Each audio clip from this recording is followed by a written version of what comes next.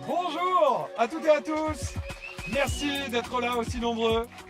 Quel plaisir de vous accueillir ici à Paris pour l'étape française du Death Stranding World Strand Tour 2. Bah oui, c'est le 2 parce qu'il y a déjà eu un Death Stranding 1 et Death Stranding 2 vient de sortir il y a quelques jours en exclusivité sur PS5. Et là, je sais, hein, je vois dans vos visages, je vois aussi des cosplays, je vois des œuvres incroyables, je vois des passionnés de l'univers de Hideo Kojima. Eh bien, il sera là.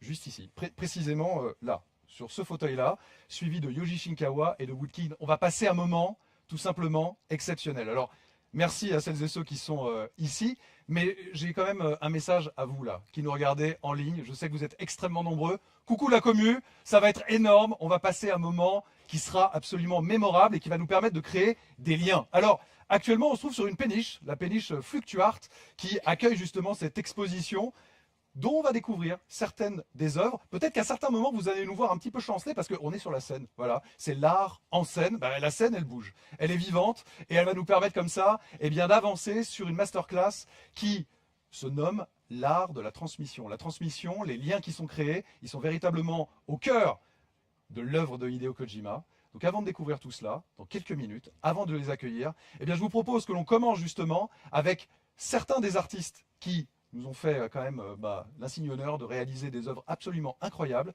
Et je vous demande d'accueillir Si et Maxime.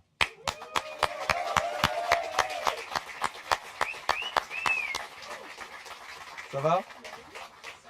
Ça va bien? Installe-toi. Franchement, merci, chapeau. J'ai eu la chance de pouvoir venir un petit peu visiter, me poser un peu devant les œuvres diverses et variées, parce que c'est quand même extrêmement riche ce qui a été fait. On va revenir dans un instant spécifiquement sur les œuvres que vous avez créées, qui sont absolument magnifiques. Mais d'abord, pour celles et ceux qui n'ont pas pu venir, regardons quelques images qui nous permettent de comprendre un peu ce qu'est cette exposition, l'art en scène, qui se trouve ici au cœur de Paris, un lieu qui est quand même assez magnifique, sur la péniche Fluctuart, et qui donc reprend différentes arts. Il y a 11 visions pour reconnecter les mondes. Et ça se déroule, c'est la bonne nouvelle, jusqu'à dimanche soir. C'est-à-dire que si vous n'êtes pas encore venu, si vous êtes en train de regarder le live et que vous dites c'est vrai que ça a l'air joli, ça a l'air sympa, il y a quand même des trucs très très cool. Alors certes, il n'y aura plus Hideo Kojima, Yoji Shinkawa et Woodkid, mais il y aura encore des superbes œuvres. Donc regardez, c'est ouvert. La bonne nouvelle aussi, c'est que c'est une entrée libre, donc c'est totalement gratuit, et que ce sera ouvert donc jusqu'à ce dimanche soir, précisément à 20h.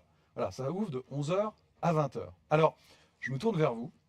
On va commencer avec toi, Si, pour comprendre un petit peu ta relation avec le jeu vidéo et quelque part, qu'est-ce qui t'a amené à faire cette collaboration sur Death Stranding 2?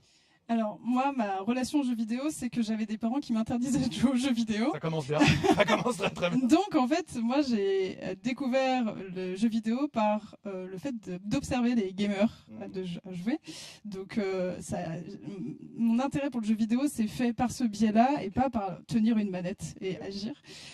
Mais au final, au fur et à mesure des années, moi, j'ai vraiment découvert une narration incroyable, etc.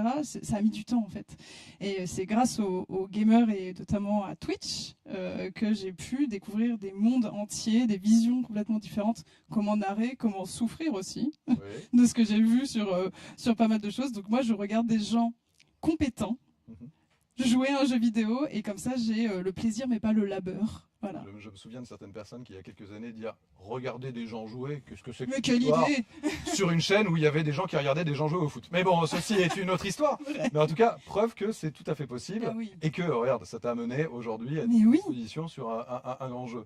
Maxime, toi, ta relation aux jeux vidéo avant qu'on découvre tous les deux vos œuvres? Alors oui, moi pour le coup, beaucoup plus consommateur, effectivement, depuis que je suis tout petit. Et c'est vrai que maintenant, il y a 10 ans, j'ai créé une société autour de ces univers-là. Et c'est vrai que j'ai toujours pris ça comme une source d'inspiration. Et c'est vrai que là, enfin, de pouvoir le lier avec des sculptures en bronze, parce qu'en France, du coup, on a quand même quelque chose qui est dans l'œuvre, dans les sculptures vraiment très poussées. Et du coup, là, ça m'a fait plaisir de pouvoir lier le jeu vidéo avec la sculpture et le bronze. Ouais.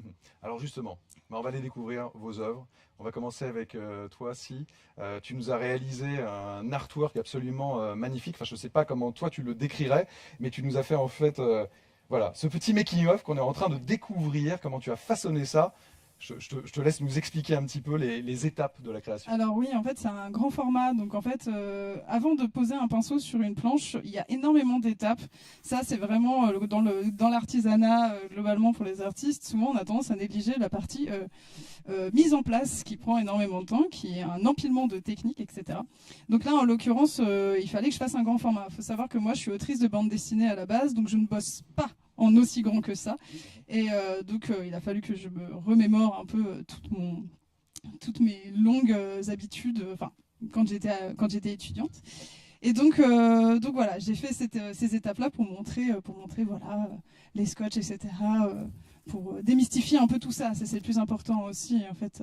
Et je trouve ça, moi j'ai toujours adoré les making-of, parce que ça permet de voir un peu l'envers du décor, et surtout on comprend mieux en fait des choses qui nous paraîtraient presque comme acquises, ou peut-être simples, et on voit les différentes étapes. Là on voit toutes ces couches que tu as réalisées.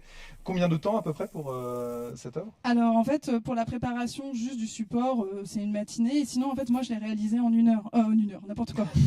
Non mais tu es génial, tu es absolument génial. Non. Et la prochaine fois c'est en 5 minutes, voilà, tac.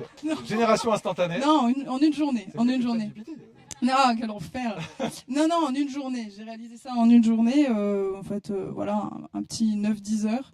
Et voilà. Et en fait, souvent, on a tendance à croire que ça va être beaucoup plus long, mais moi, je sais que je travaille assez vite. J'ai besoin de finir. L'urgence aussi, peut-être. Ouais, mais après, ça, c'est parce que c'est ma déformation pour le monde de la bande dessinée. En fait, il faut tomber les planches parce que sinon, en fait, on s'en sort pas. Donc voilà, moi, j'ai fait ça on va dire une journée et demie. Ok. Et toi Maxime, alors là l'univers est radicalement différent, tu as façonné la matière directement, puisque c'est une œuvre qui est tridimensionnelle. Oui, tout à fait. Donc, je sais pas si j'allais dire, vous allez avoir un petit. Donc oui, il y a une partie qui a été sculptée en plastiline. Puis une fois que j'avais réussi à lui donner la forme avec ce que je voulais en travers la matière, derrière j'ai fait un duplicata, ce qu'on peut voir ici, pour réussir à refaire le même personnage, mais cette fois en cire. Et à ce moment-là, du coup, j'ai utilisé la technique de la cire perdue, qui m'a permis donc, voilà, c'est ça. Parce que la pièce bleue que vous voyez, en fait, elle va disparaître pour se transformer directement en bronze via la chaleur qui va vaporiser la cire. Et à ce moment-là, voilà, on pourra envoyer directement derrière le bronze liquide qui va venir prendre parfaitement la forme de la cire. Et après, derrière, il y a eu toute une partie d'assemblage. Donc moi, je suis peut-être un peu plus sur 3 semaines de travail. C'est une heure plus... non, c'est à peu près ça. Ma légende qui est fausse en plus. C'est ultra impressionnant, et alors franchement je pense qu'on peut applaudir le travail de Si et de Maxime, parce que merci. Dans des registres très différents, vous avez su apporter comme ça une âme supplémentaire. Comment est-ce que l'idée vous est venue? Parce que je crois que rien ne vous a été imposé, on vous a pas dit genre il faut faire ça, etc. Vous avez été approché, et après on vous a dit voilà, le jeu c'était Stranding 2, qu'est-ce que ça vous inspire, etc. Et donc comment est-ce que vous êtes arrivé à ces réalisations-là? Alors déjà aussi, en fait, là, on montre tout ça, mais on n'a pas montré l'étape d'élaboration des croquis. Et c'est ça aussi, c'est une étape, en fait, c'est un angle mort, souvent, c'est difficilement quantifiable. Donc effectivement, quand on nous a approchés, on nous a dit, bon, enfin moi en tout cas, on m'a dit, tu connais Death Stranding? J'ai fait, oui, j'ai vu des streams sur le sujet, je connais l'histoire. Et donc voilà, et je me suis dit, ok, en fait, je voyais tout de suite... personnellement, les grandes étendues, les jeux de lumière, etc. Donc ça faisait écho. C'est quand même assez éloigné de mon travail de base, mais bon, j'avais la même appétence que, je pense que Kojima sur les paysages immenses, les jeux de lumière, etc. Et donc moi personnellement, j'ai vu ça, et je me suis dit ok. J'ai vu l'histoire, le trailer, parce que nous, en fait, le matériel de travail qu'on avait, c'était le trailer du 2. Alors forcément, le jeu du 1. Enfin, le Death Stranding 1, mais sinon pour le 2 on n'avait pas plus que vous en fait, on avait juste le trailer. Et t'as la chance, les trailers de Hideo Kojima sont généralement assez consistants quand même. Ils sont fouillés, donc effectivement. T'as beaucoup d'éléments. Il y avait de la matière et tout. Carrément. Et en fait c'est comme ça après que moi j'ai fait plusieurs croquis pour valider, et puis c'est celle-là qui a remporté. T'as donné un nom à cette œuvre? J'ai Sam et Lou. Je suis pas allée chercher bien loin. Simplicité. C'est trop dur c'est chiant de trouver des titres sur nos œuvres. Nous, tu sais, t'as envie de mettre 100 titres.jpg. Enfin, tu sais, voilà, d'un moment. 100 titres.jpg en 1 heure. Voilà. C'est un style après. Et toi, Maxime?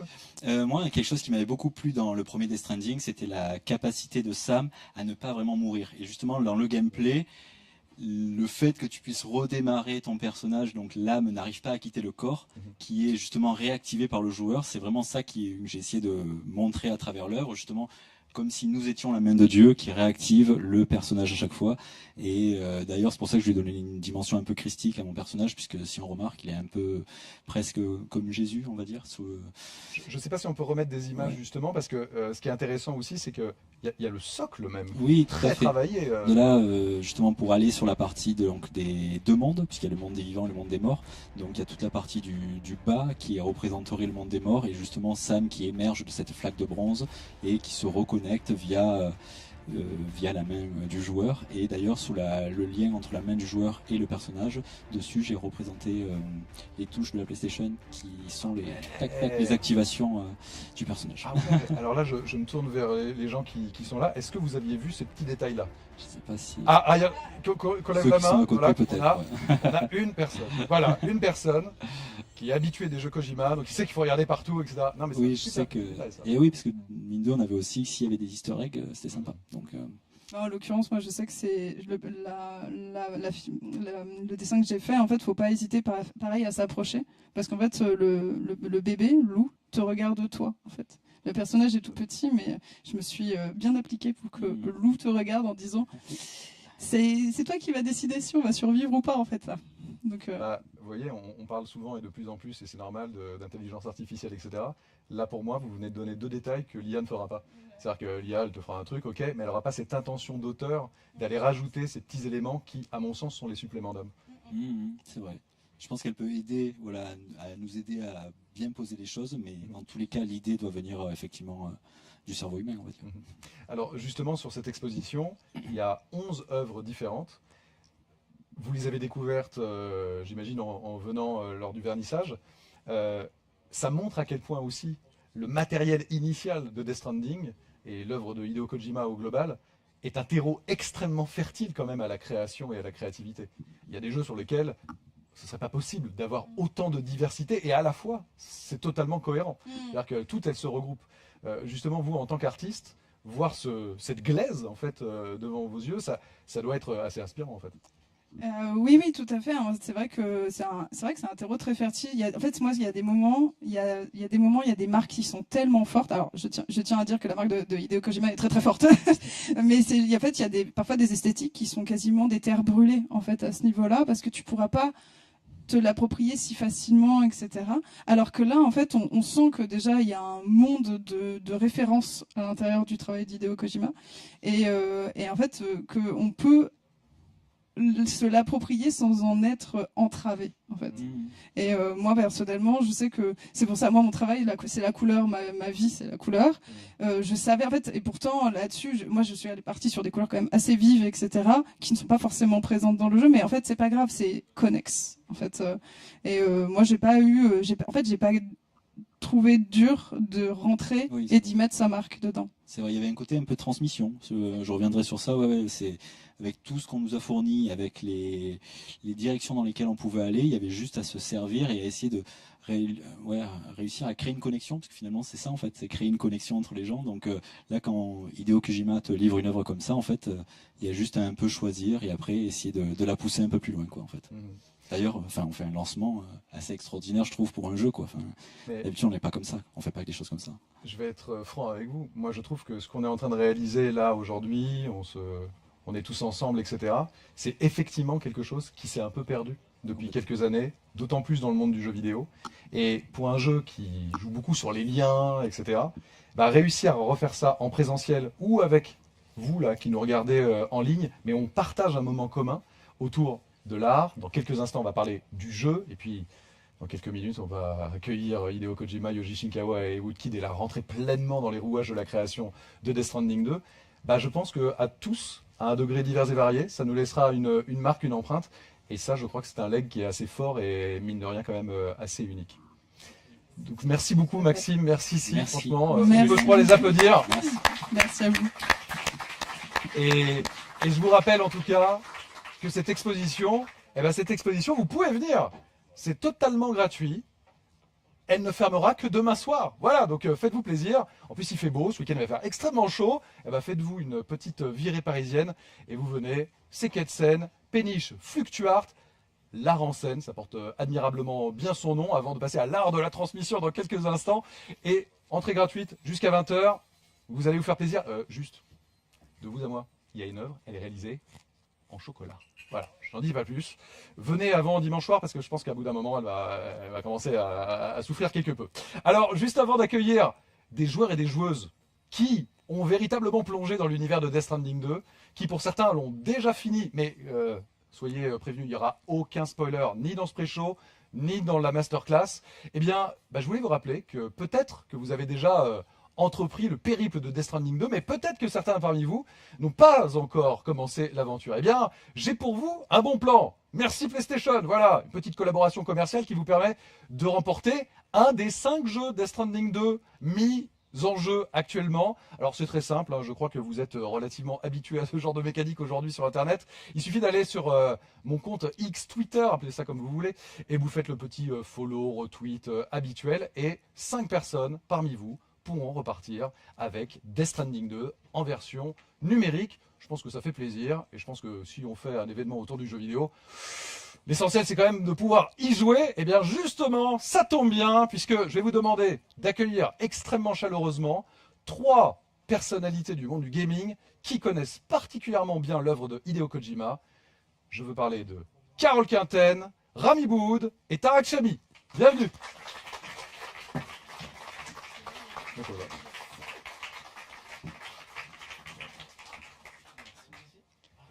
Ça va bien ? Ça va très bien, Julien. Et toi ? Écoutez, il fait très chaud, mais je suis en bonne compagnie, donc je suis ravi. Et alors justement, si j'ai vraiment voulu vous avoir aujourd'hui, c'est que, en vérité, on se connaît depuis des années, pour certains des décennies, et que je pense que fondamentalement, ces liens qui nous unissent dans la vraie vie sont l'ADN même de Death Stranding. Et il se trouve qu'au-delà de ça, et c'est avant tout pour ça que vous êtes là, vous êtes des connaisseurs, mais alors jusqu'au bout des doigts, de l'œuvre de Hideo Kojima. Je crois que tu as même déjà fini l'aventure, voilà, tu n'as pas perdu de temps, Tarak, voilà, et que en plus parmi vous, tu es maman, Carole, tu es papa, Tarak, et je pense que sur un jeu où la paternité, maternité est essentielle, c'est bien aussi d'avoir le retour presque un peu émotionnel de tout cela.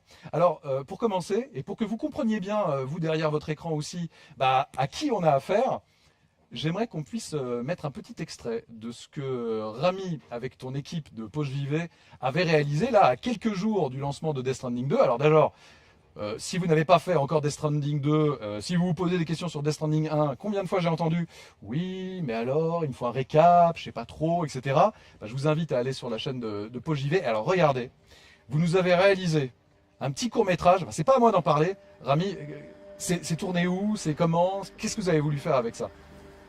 Alors au tout départ, c'était une vidéo pour vraiment parler du développement de Death Stranding, de Hideo Kojima, comment il en est venu à la création du jeu, à son écriture, puis à la sortie. Et en fait, après, en discutant, en se disant pourquoi pas aller plus loin, on a contacté de super cosplayers. Donc là, on peut voir Sam, qui est interprété par Jimmy Condaminas. Donc on s'est dit pourquoi pas essayer de faire quelque chose de plus grand, de vraiment rendre hommage à la fois à l'œuvre de Hideo Kojima mais aussi aux fans. Donc on a tourné un peu en Normandie pour essayer d'avoir le côté un peu... Très falaise d'Étretat, est-ce que je me trompe? Pas loin. Pas loin. Okay. Donc on a essayé de recréer un peu essayer de recréer un peu la grève, Sam, l'intro du jeu, etc. Et on a essayé de tourner un peu, de vraiment recréer certaines grosses scènes du jeu, notamment la tranchée. On a eu aussi les personnages, 2 personnages du jeu. On a eu Die Hardman, qui est interprété par Tommy Earl Jenkins. On a eu la voix de Heartman. Alors attendez 2 secondes. Je veux dire, le vrai acteur du jeu? Oui. Oui. Est-ce que, s'il vous plaît, est-ce que pas méga respect quand même, t'as réussi à obtenir les acteurs du jeu dans ta production? C'est beau quoi, c'est beau. Et donc on a aussi tourné une scène dans une tranchée en Normandie. Vous êtes allé au bout des choses. On est allé au bout des choses, voilà, avec Sandra qui nous a permis de jouer Cliff. Et du coup, on a fait un petit jeu de cache-cache et on a essayé de vraiment rendre hommage à, comme je disais, à Kojima, aux fans, essayer de faire quelque chose de grand, puissant et qui puisse perdurer et vraiment nous connecter, nous les joueurs, au monde de Death Stranding, pour ceux qui connaissent et ceux qui ne connaissent pas aussi. Voilà, bah vous compreniez mieux pourquoi Rami est assis ici. Fondamentalement, c'est un vrai passionné et un vrai connaisseur. On va reparler dans quelques instants. Toi, Tarek, je crois que tu es en train de préparer aussi un livre carrément sur Hideo Kojima. Oui, avec Rami. Du coup, ça tombe très bien. On a Tu es connecté, Ouais, tout marche comme prévu. on a eu la chance de signer avec Pix and Love, du coup, la biographie d'Hideo Kojima. On peut pas trop en parler, donc les informations vont Ça suivre. avance bien. Ça avance très bien. Très bien. On a presque terminé avec des invités de marque, donc je pense qu'il y en aura pour tout le monde. Ça nous tenait à cœur. Bon, bah fort bien. Bon alors, Carole, votre relation généralement à l'œuvre de Hideo Kojima, parce que ça n'a pas commencé qu'il y a quelques années, en quoi, à vos yeux, l'œuvre de Hideo Kojima sort du lot, se distingue de ce que l'on connaît un petit peu dans la production habituelle du jeu vidéo, Carole? Pour moi, Kojima, je le comparerais volontiers à quelqu'un comme Nolan. Il y a toujours plusieurs lectures dans les œuvres de Kojima. On y joue, on comprend pas tout, et puis finalement on comprend au fur et à mesure qu'on explore le jeu, le personnage, les relations. Il y a toujours cette écriture où il y a effectivement toutes ces couches. Et ça dans toutes ses œuvres. Et effectivement, avec Death Stranding, premier du nom, et Death Stranding 2, moi j'ai vraiment reconnu encore davantage dans le 2 l'ADN de Kojima, avec une expérience où effectivement au départ tu te dis tiens, je vais faire des livraisons, je vais incarner Sam Porter, je vais aller à droite, à gauche, connecter les gens, ok d'accord, et puis voilà, je marche dans ces environnements gigantesques, je pense un peu à sa vie, à l'histoire, et puis d'un seul coup, tu commences à penser à ta propre vie, il y a cette espèce d'introspection qui fait en fait totalement partie de l'expérience de jeu. Et Kojima, pour moi, il arrive à faire ce genre de choses. C'est-à-dire que, quels que soient le jeu de Kojima auquel tu vas te mettre à jouer, il va toujours y avoir cette seconde lecture et quelque chose qui va te ramener à toi, à de la réflexion. Et finalement, il n'y a pas tant de créateurs que ça qui arrivent à te faire ressentir cette palette d'émotions dans Death Stranding 2 et le 1 aussi. D'ailleurs, combien de fois je me suis sentie seule, triste, combien de fois je me suis dit Sam, là, ce qu'il ressent, je le comprends, c'est un peu moi, c'est un peu ce que j'ai ressenti. Alors évidemment, dans le premier, j'y ai joué, j'étais enceinte. Le deuxième, je suis maman, donc forcément, il y a cette connexion aussi, parce que la parentalité est vraiment extrêmement importante dans Death Stranding. Mais en tout cas, pour moi, Kojima fait partie de ces créateurs qui apportent quelque chose de vraiment différent, quelque chose de singulier, qui va te confronter un peu à tes propres émotions d'humain, en te faisant faire quelque chose qui n'a rien à voir, en fait, dans le jeu, en termes de gameplay, etc. Des choses qui sortent du lot, mais qui te ramènent à des émotions très humaines. Et alors justement, Rami, j'aimerais savoir un petit peu quelle est ta perception. Ce que tu décrivais, Carole, c'est que parfois, il y a des temps longs, il y a des grands moments de blanc, de silence, etc.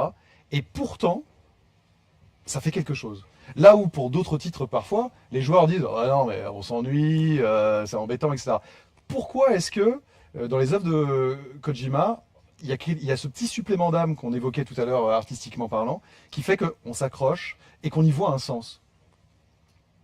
Très bonne question. Non, mais je vais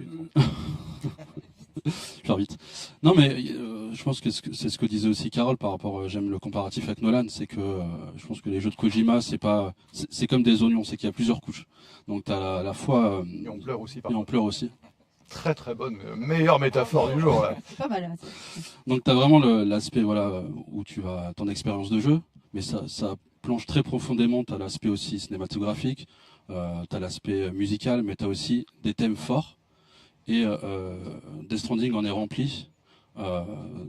Déjà, je trouve aussi la façon de Kojima de faire ses jeux, à la fois de penser au game design et au gameplay. Il pense vraiment au dos à l'instant T. Et je trouve que, par exemple, en petite anecdote de Death Stranding, très rapidement, pour la création de Death Stranding, il est parti d'un concept qui lui est cher, qui lui est venu de son enfance, ou plutôt de son adolescence, où en fait il livrait des cartes de vœux à Noël. Et en fait, il n'y avait pas Internet, il n'y avait pas les téléphones, donc c'était le seul moyen de connecter les familles. Donc en fait, pour créer ce lien, il fallait vraiment qu'il y ait des livreurs qui aillent vraiment déposer des cartes. Et en fait, c'est ce qu'il expliquait, il est parti de ce concept-là pour vraiment itérer autour de Death Stranding. Et moi, je trouve que c'est assez profond de se dire que il y a à la fois cette expérience de jeu, mais il y a aussi des thèmes qui lui sont chers, ou par exemple la création de Death Stranding, ça part aussi du fait que il y a aussi de la géopolitique, il y en a toujours eu dans les œuvres de Kojima, par exemple Trump qui a été élu, les murs, le Brexit, etc. Donc ça aussi, il ingurgite en fait aussi bien ce qui est cinématographique, mais aussi géopolitique, et c'est ce qui insuffle, je trouve, des thèmes puissants dans Death Stranding.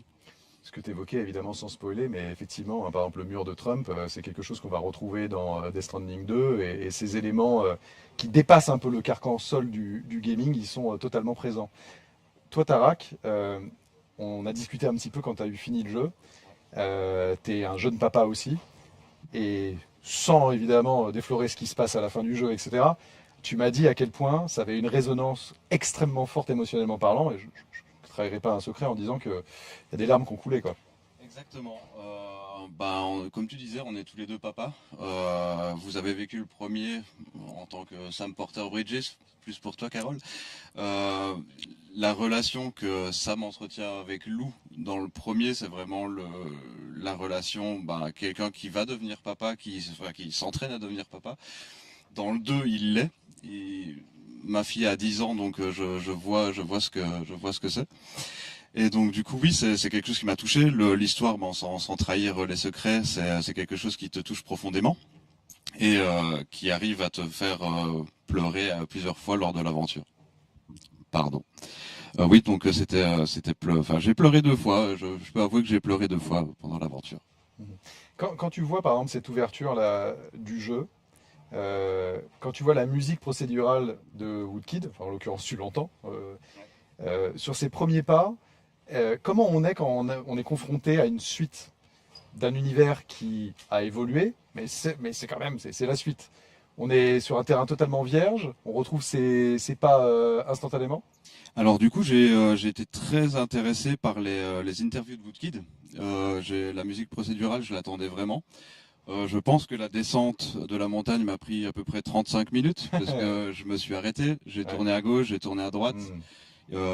Quand tu t'arrêtes, tu as les chœurs qui interviennent. Quand tu continues, la musique s'accélère, etc.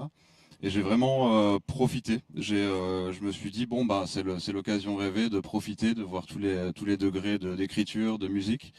Et effectivement, c'est gros chapeau bas à Woodkid et Hideo Kojima pour la musique procédurale qui change l'aventure.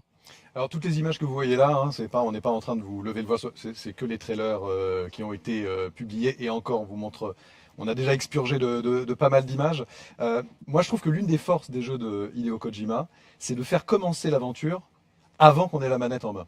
Et contrairement à beaucoup, c'est lui directement qui réalise ses propres trailers, et il joue avec nous, il joue avec les joueurs. Il met beaucoup de pistes, parfois de fausses pistes. Est-ce que justement sur Death Stranding 2, l'un de vos plaisirs, ça a été de décrypter un petit peu, faire les analyses des trailers? Et est-ce que là vous en êtes, vous trouvez que vous étiez parti sur les bonnes pistes, des fausses pistes, vous aviez saisi certaines intentions ou pas? Comment ça s'est passé, Carole? C'est vrai que Kojima, on a l'habitude de chercher des indices. Tout ce que Kojima va dire avant que son jeu sorte, ça peut être un indice, quelque chose. C'est jamais anodin. Et c'est ça qui est génial, parce que le jeu commence effectivement avant le jeu. Et c'est comme ça qu'il crée aussi des liens avec les joueurs, avec nous. Et c'est ça aussi qui fait sa singularité. On en avait beaucoup parlé, tous les deux. Il y avait beaucoup de choses par rapport au 1 qu'on pouvait imaginer, par rapport à des choses qui sont dites dans le jeu, pas forcément dans des dialogues. Il faut chercher, il y a une vraie lecture encore une fois de l'environnement, et il y a des choses effectivement qu'on avait cru comprendre où on s'était pas tant trompé que ça, et tout se met en place petit à petit. Ce qui est formidable effectivement, en tout cas avec Kojima, c'est que tu joues avec lui tout le temps, et quand tu arrives au bout du jeu, tu dis waouh, ok, tu m'as baladé, là tu m'as eu, là tu m'as attrapé, là j'avais un peu compris, et ça c'est génial parce que ça crée une relation avec lui, entre lui et les joueurs, qui est exceptionnelle en fait. Pas comme les autres en tout cas. Et moi j'aimerais qu'on parle aussi un petit peu de la relation des joueurs avec les joueurs.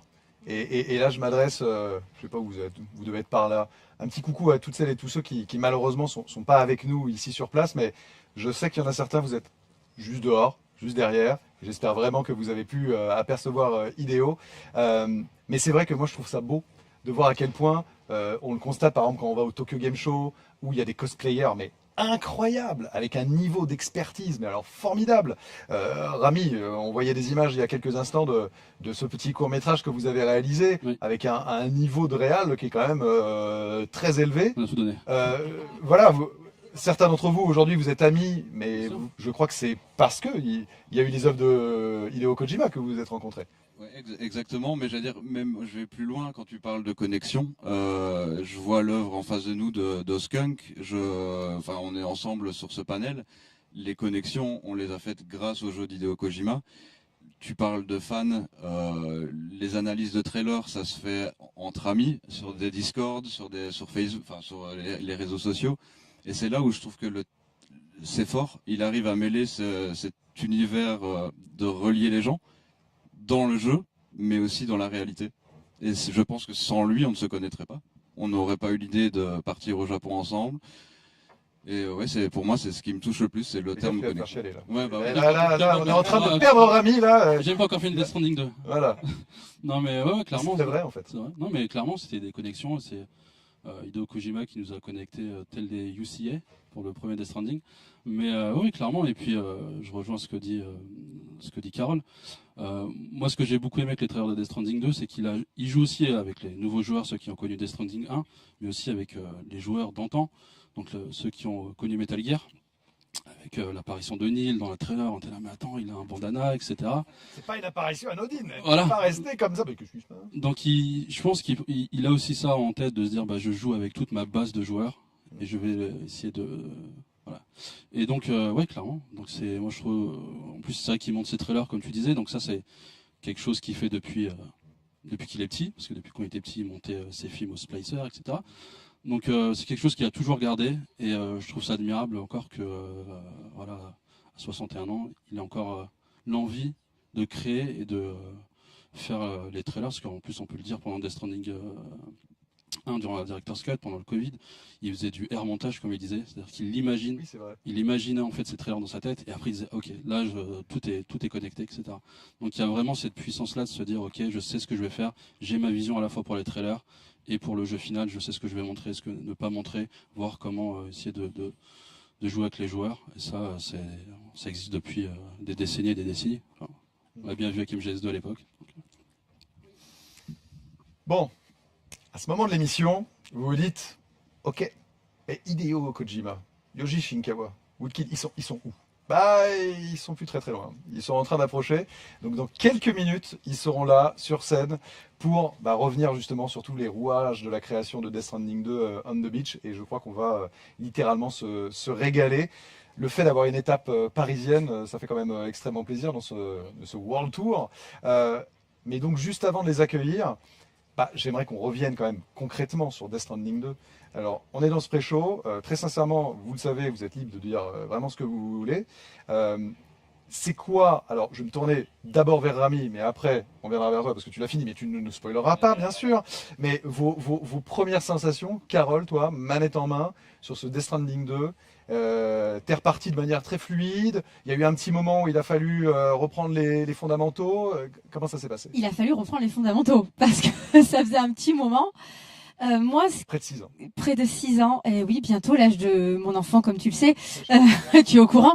Et ça a été très difficile au début parce que c'est un jeu qui est pas forcément pas difficile à prendre en main. Enfin, il y a quand même beaucoup de choses. Il y a cette gestion des marchandises, vous le savez, il y a l'équilibre à gérer, et puis se remettre un peu l'histoire en tête. Alors au début du jeu, évidemment, on a un résumé très bien raconté d'ailleurs du premier Death Stranding, mais il faut se remettre quand même dans le bain. J'avais un petit peu peur, je l'avoue, je me disais, est-ce qu'il va réussir à m'emporter autant que le premier? C'est toujours pareil, quand tu vis une expérience exceptionnelle, tu te dis toujours, une suite, c'est jamais aussi bien.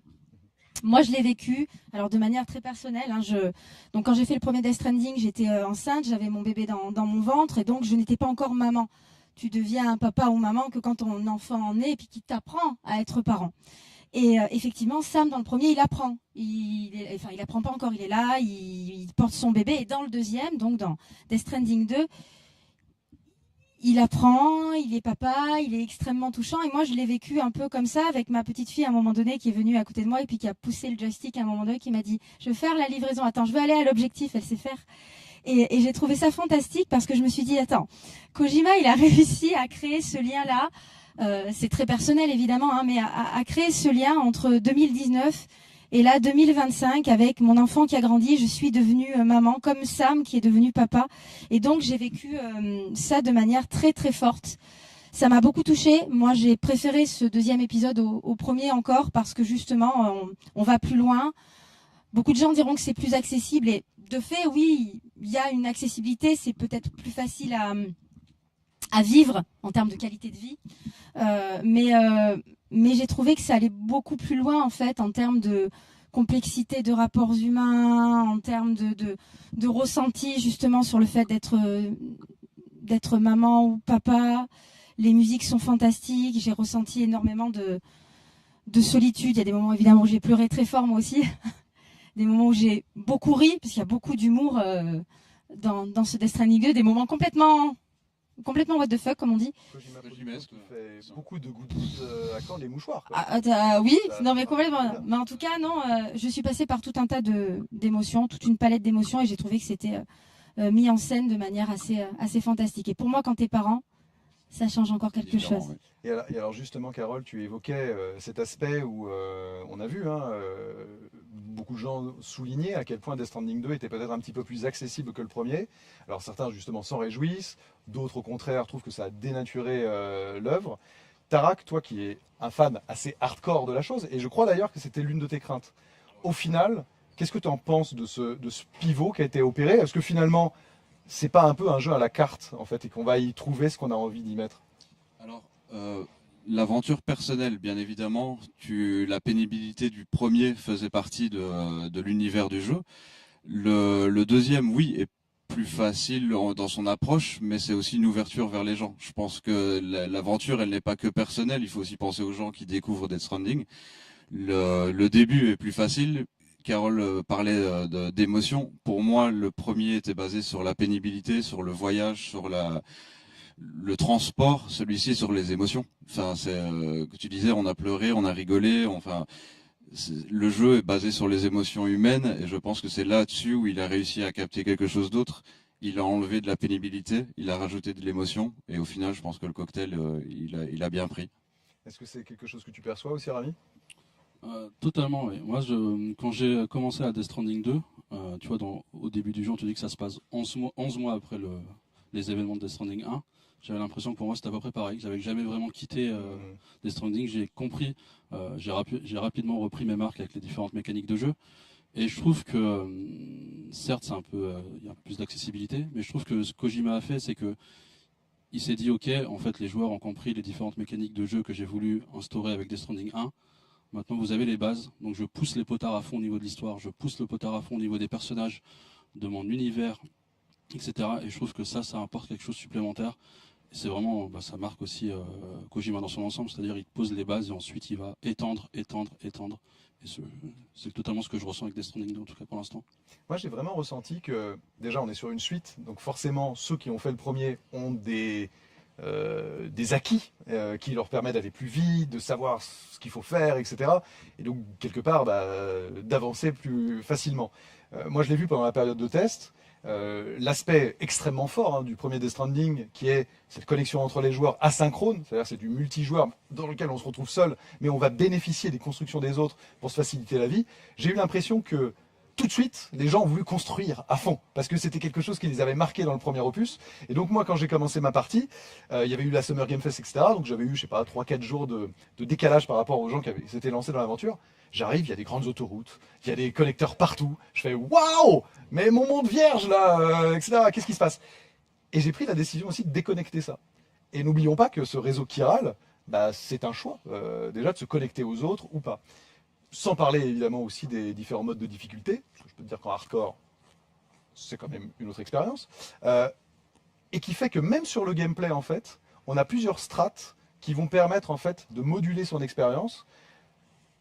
Pour ceux pour qui ça reste dur, parce que je crois quand même que l'ADN même du jeu, lui, il n'a pas tant évolué que ça. Ça reste quand même un jeu qui est émotionnel, mais qui repose sur un Sam Porter-Bridges qui va faire des livraisons parfois au long cours. Moi, je me souviens de traversées qui ont duré plus d'1 heure avec mon véhicule, avouez, ça vous est déjà arrivé, qui qui n'a plus de batterie, et tu te retrouves dans la montagne, et là, il y a une bourrasque de grêle, etc. Et tu fais, j'en peux plus, c'est ultra lourd et je n'avance plus.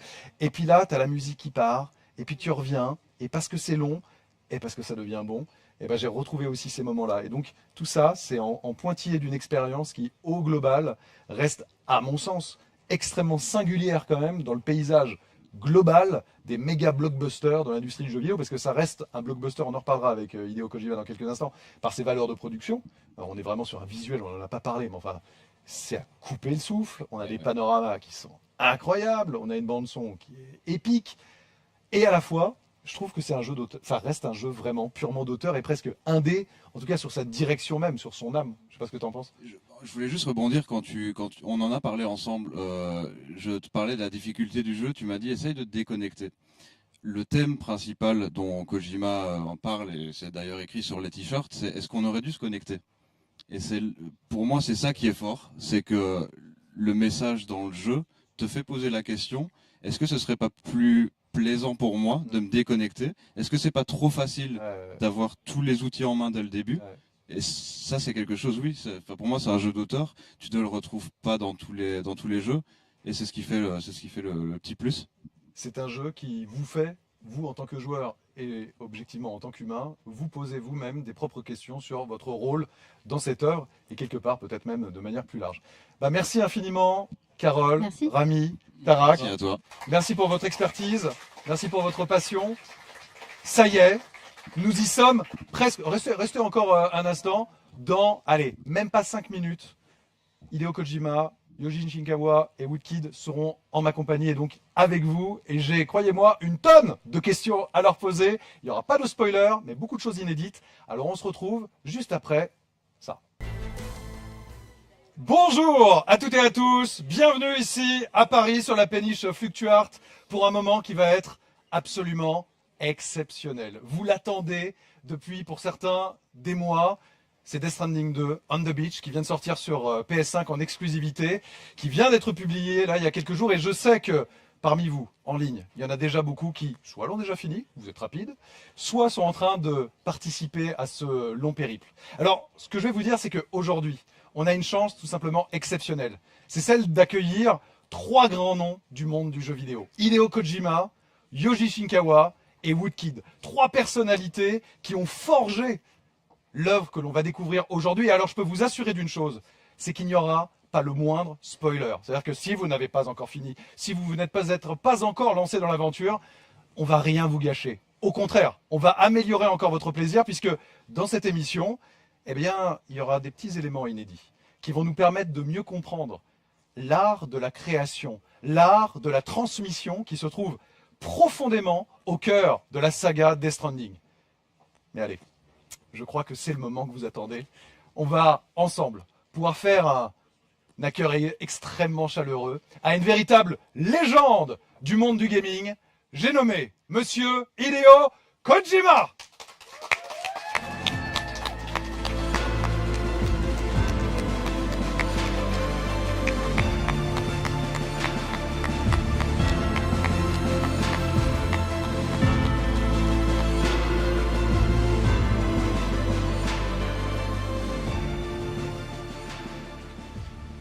Kojima, bonjour, bienvenue à Paris. Bonjour, bonjour.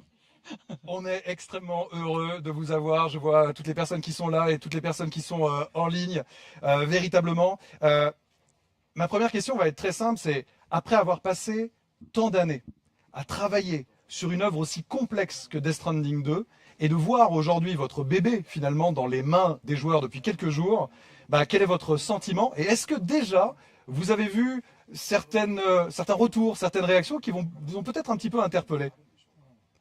コロナ禍を経て、皆さんも体験したと思うんですけど、結構大変な開発でして、俳優さんのスキャンもできない時期が、撮影もできない時期があって、上がるかどうかわからないような、ゲームを40年作ってきましたけど、一番ちょっとやばかったんですけど、ようやくできたので、ほっとしてます。デスト1、2019年にワールドツアー来て、あれから6年ぶりですけど、皆さんにお会いできて、非常に嬉しいです。Alors vous avez tous vécu ça évidemment, hein. C'était une période très compliquée et moi aussi pour le jeu vidéo, ça fait 40 ans que je fais du jeu vidéo aujourd'hui et ça a été la période la plus difficile pour le développement parce qu'on était on était dans l'impossibilité de faire un grand nombre de choses, hein, d'enregistrer tout simplement, donc ça a été extrêmement compliqué, mais enfin, j'ai enfin pu terminer le jeu et rassuré, croyez-moi, je suis très rassuré. Et puis moi à Paris, ça faisait 6 ans que j'étais pas venu depuis le dernier World Tour pour Death Stranding 1 et je suis très heureux d'être parmi vous aujourd'hui.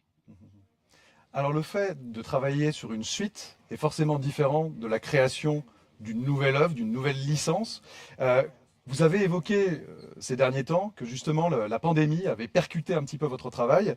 Est-ce qu'au-delà de changements peut-être dans l'histoire, ça a eu un impact sur des nouveautés, des éléments de gameplay?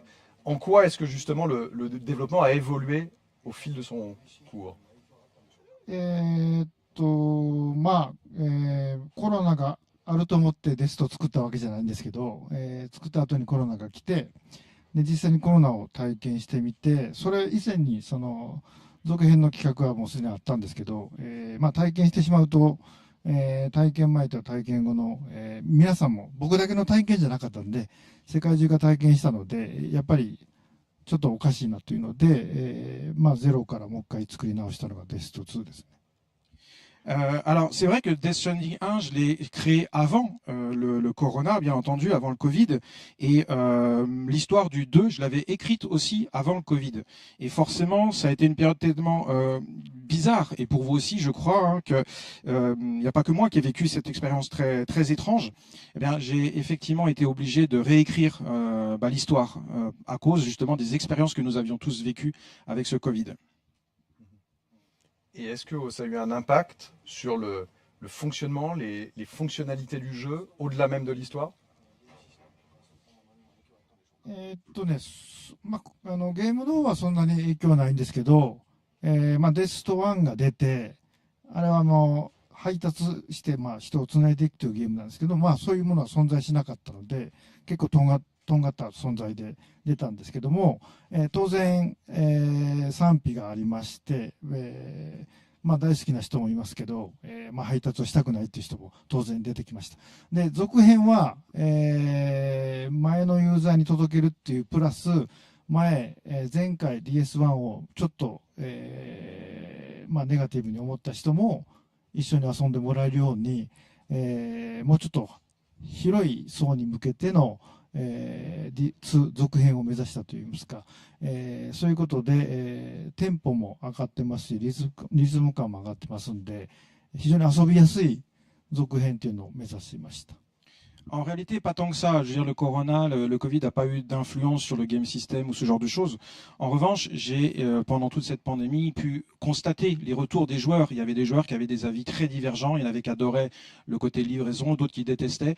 Donc j'ai pris en compte, évidemment, tous ces éléments et je me suis affairé à, évidemment, prendre ces avis en compte pour essayer d'élargir un petit peu le public. Donc le jeu il y a un meilleur tempo. Je pense que le rythme aussi, il a changé. Donc j'ai fait en sorte que quand même le jeu soit plus facile, plus accessible à un peu plus grand nombre. Et il y a des éléments là en quelques jours que vous avez vus, qui vous ont surpris dans les réactions des joueurs, que vous attendiez pas?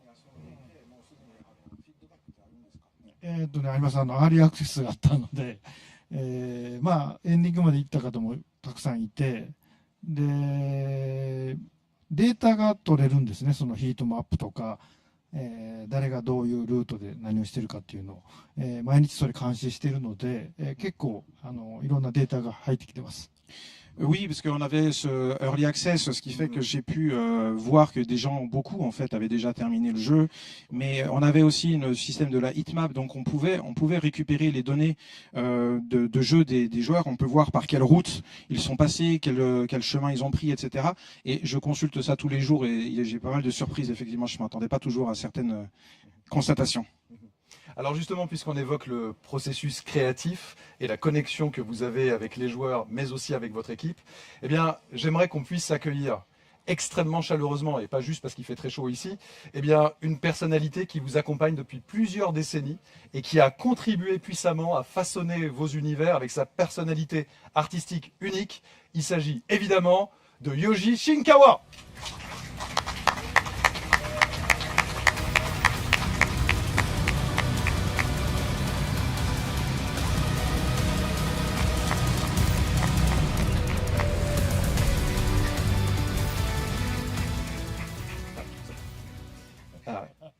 Alors, Sorry. Euh. Yeah. Yoji Shinkawa, Ouais. vous êtes au cœur du processus créatif des productions de Hideo Kojima depuis des décennies maintenant. J'aimerais savoir un peu comment votre relation justement a évolué au fil des décennies pour créer aujourd'hui des œuvres de concert. はい、そうですね、30年ですよね。結構長いですけど、最初から人生の半分をあー30 ans, ça fait la moitié de ma vie, la moitié de ma vie qu'on est ensemble. C'est un vieux couple. でも最初に、仕事を始めてから、まあ、やり方とかプロセスっていうのはずっと変わらないですね。 Mais oui, ça fait 30 ans, mais malgré tout, depuis mes débuts, le process de créatif avec Monsieur Kojima n'a pas changé. 僕の席があって、で、しんちゃん必ず隣のブースというか、はいはい、そこにいるので、アイデア思いついたらしんちゃんのところに行って説明すると、しばらくするとキャラができてるというか、そのイラストをいっぱい描いてくれるんで。Depuis toujours, en fait, nos bureaux sont les uns à côté des autres. Donc moi j'ai ma pièce et quand je sors de ma pièce, je suis tout de suite dans son bureau. Et dès que j'ai une idée, je vais lui communiquer. Pendant ce temps, il a eu le temps de créer des personnages parce qu'il dessine vite, il fait plein de sketchs. Et là, il me les montre. Donc on a un échange vraiment très très intense. 簡単なプロセスで言うと、まあ、コンセプトアートを僕が描くんですけど、まあ、そのコンセプトアートを描くにもやっぱり元がいるので、そのプロットを監督が書いて、でいろんなキーワードがあって、そこからこうイメージを膨らませていくっていう、でやり取りをしていくっていうのはずっと変わらない作り方です。 Il est vrai que c'est moi qui suis en charge de la réalisation des concept art, mais il y a une base pour ça. Il y a évidemment une base pour le faire, et ça c'est Kojima qui me le donne. Donc il me donne son scénario, il me donne des keywords, des mots des mots clés, et à partir de là, moi j'étoffe ce qu'il a demandé. しんちゃん出張が嫌いなんで、パリなら来るっていうんで、パリは必ず来る。パリが大好きなんで。En général, Shinkawa il déteste sortir de chez lui, mais quand on lui dit on va à Paris, là il est content. Ah bah voilà. Merci d'être venu jusqu'à nous. さっきもパンをたくさん食べて、とても美味しいパンでした。 Aujourd'hui, j'ai mangé plein de pain, je me suis du pain. La baguette, Ouais. la baguette. Mais merci en tout cas Yoji Shinkawa déjà d'être avec nous, et merci aussi de nous avoir confié beaucoup d'images totalement inédites. Dans quelques instants, on va rentrer dans le cœur de l'atelier de Yoji Shinkawa que vous avez à Kojima Productions, et on va voir un petit peu comment vous travaillez. Mais avant cela, j'aimerais vous interroger sur, je trouve que votre art mêle beaucoup le mécanique et l'organique, et j'aimerais qu'on prenne comme exemple deux éléments. Le DHV Magellan, par exemple, et que vous nous parliez un petit peu de sa création et de son évolution. Et puis on parlera un petit peu après d'un aspect un peu kaiju que vous avez apporté. J'aimerais savoir un peu comment cette idée est arrivée. はい、そうですね。メカを描くのがすごい好きですけど、メカニックも究極突き詰めていくと、やっぱこう有機的なものとかセクシーなものっていうのがその一番最後に来るんじゃないかなというふうにずっと思ってました。 J'adore dessiner tout ce qui est méca, tout ce qui est mécanique, mais quand à chaque fois j'essaye d'aller toujours plus loin pour qu'il soit de plus en plus perfectionné, à chaque fois j'atterris sur une espèce de forme un aspect sexy, avec des formes sexy. Et voilà, ça c'est vrai que j'arrive souvent à cette tendance-là, ouais. 最初のマゼラン号のスケッチっていうのは、DS1 であった配送センターがこうちょっととんがった形をしてるんですけど、それがこうタールの底から出てきて、で配送センターかなって思ったら実は船だったっていうような、そういうイメージで描いてたものが初期段階ですね。 Et alors au tout début, le Magellan, je le faisais un petit peu comme le centre de distribution qu'on avait dans DS1, et les joueurs pour le 2, je me suis dit tiens, ils vont croire que c'est encore un centre de distribution. Puis là tout à coup, voilà, le concept c'était de les surprendre en se disant bah tiens, ça sort de terre et ça se déplace. で監督に見せたらちょっと違うなっていうので、そうです Et quand je l'ai montré, 原子力潜水関係の、長い大きな潜水艦をいっぱいデザインしてくれてたんですけど、ちょっと僕の中でもうちょっとこじんまりとしたミクロの消し剣っていう映画、あれをちょっとブルーレイ持ってきて見てもらって。 Et c'est vrai qu'au début, quand il m'a montré, je lui ai dit ah c'est pas trop ça que je veux. Moi, je voudrais plutôt quelque chose qui ressemble à ça. Et je lui ai donné le Blu-ray du film Le Voyage Fantastique. Je sais pas si vous voyez ce que c'est. それで、何個か書いたうちの一つが、今のマゼランの形に近いものになったんですね。レックスの顔に似てるのは偶然です。そうです。Et après avoir regardé le film, je lui ai fait plusieurs propositions et puis à partir de là, il a validé. Et M. Kojima explique, s'il ressemble à Rex, c'est vraiment le fruit du hasard.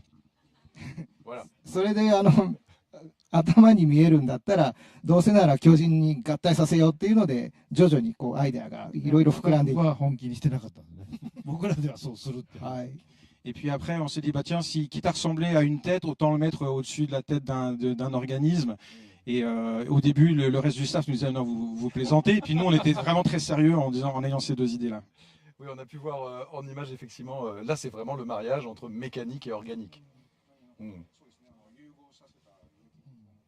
今回メカが出てくるじゃない、ゴーストメックっていう。あれ、前回メカが少なかったんで、メカが少ないとしんちゃん機嫌が悪いんです。Dans DS1, je ne sais pas si vous vous souvenez, mais il n'y avait pas tant de robots que ça, il n'y a pas tant de mécanique que ça. Et lui, ça le frustrait énormément en fait, il était très frustré. 今回たくさん書けたんで、すごい楽しかったですね。Mais pour DS2, j'ai vraiment pu en dessiner beaucoup et là, je suis très très satisfait. そのメカを設定的にどう出すかっていうのは僕の仕事なんで、ゲームやってくださいね。Mais en tout cas, voilà, vous verrez le résultat, mais c'est vrai qu'on a validé tout ça ensemble et moi aussi, j'ai pris beaucoup de plaisir à valider des mechas partout. Fallait le post-it mecha please.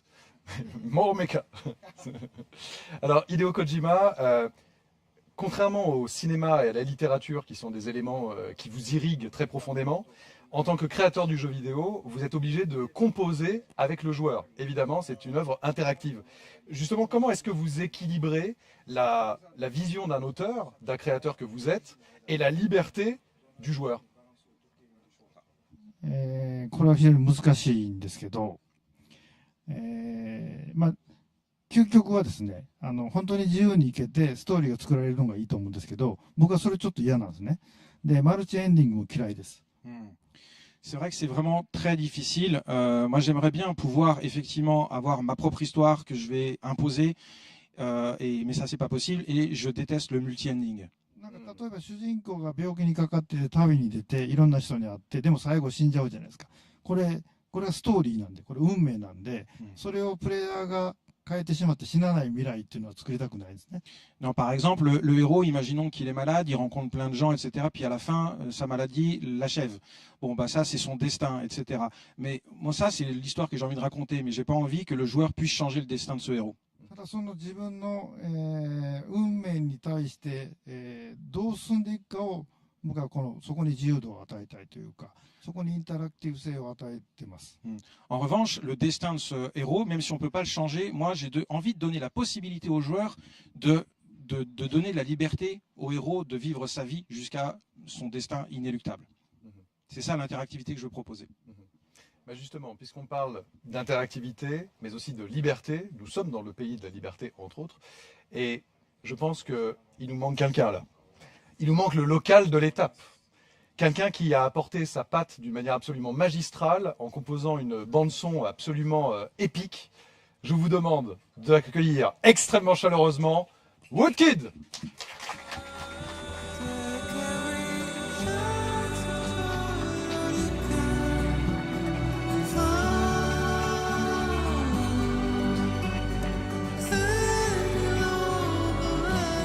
Salut, installe-toi.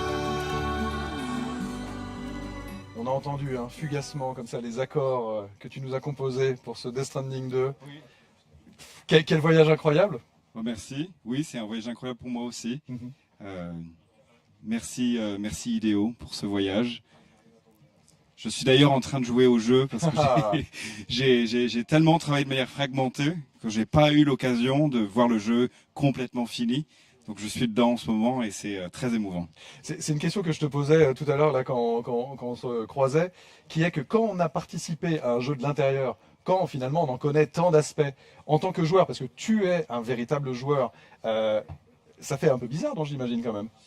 Oui, c'est étrange, je connais l'histoire, je sais ce qui se passe, donc on va rien spoiler, mais il y a tellement de facettes dans le travail d'Hideo qui sont complexes, il y a tellement de dimensions. narrative qu'en fait il y a toujours à apprendre. Il y a même des choses que j'ignorais, en voyant les choses dans le bon ordre, je me dis ah oui évidemment ça a encore plus de sens. C'est aussi pour ça quand on travaille pour Idéo, il faut s'accrocher à sa vision et être en confiance totale parce qu'il mène la barque avec brio.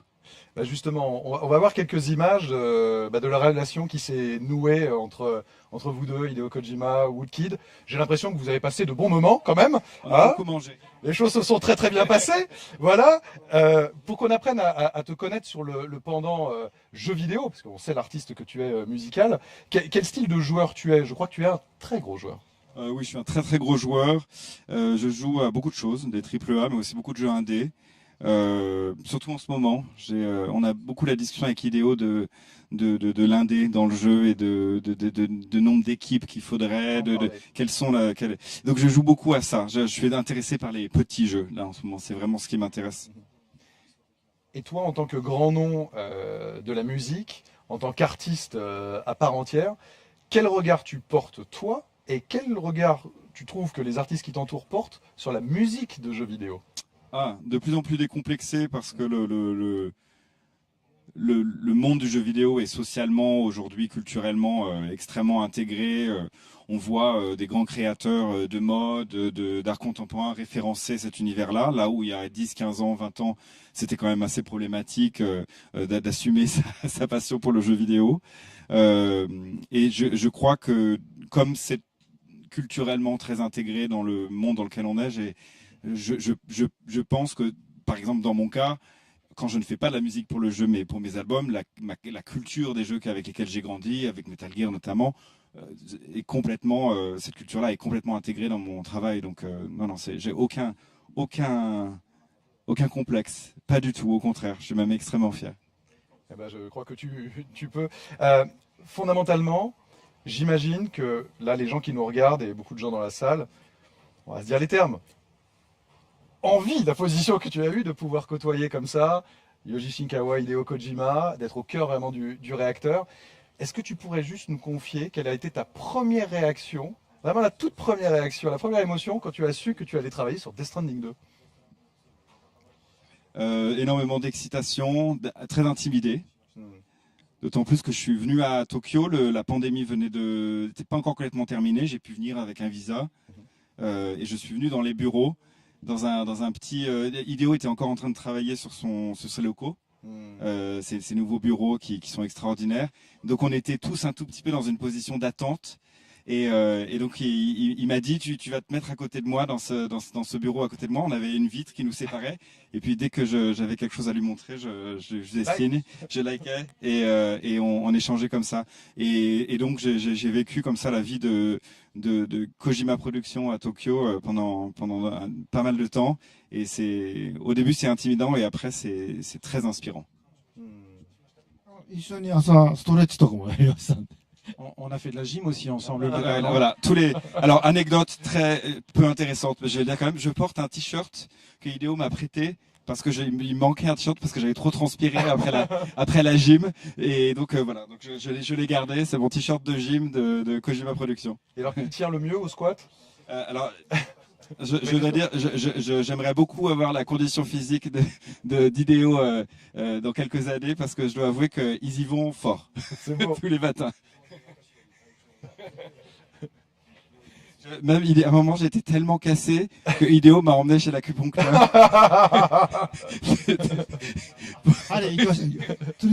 Ouais, je m'en souviens, je t'ai amené là-bas. Ouais. Oui, exactement. Il m'a dit il faut qu'on se répare. Un corps sain dans un esprit sain. Très bien. Hideo Kojima, vous avez surpris beaucoup de joueurs.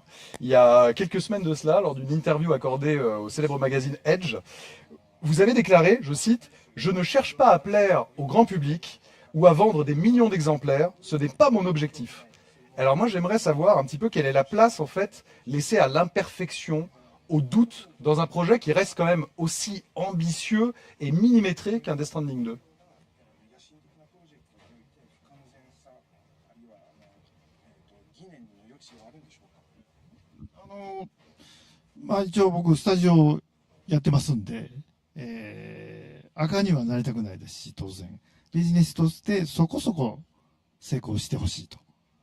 Alors, pour être précis, j'ai quand même une société à diriger et à maintenir à flot, donc ça reste du business. Donc, mon unique objectif, c'est de pas être dans le rouge, déjà.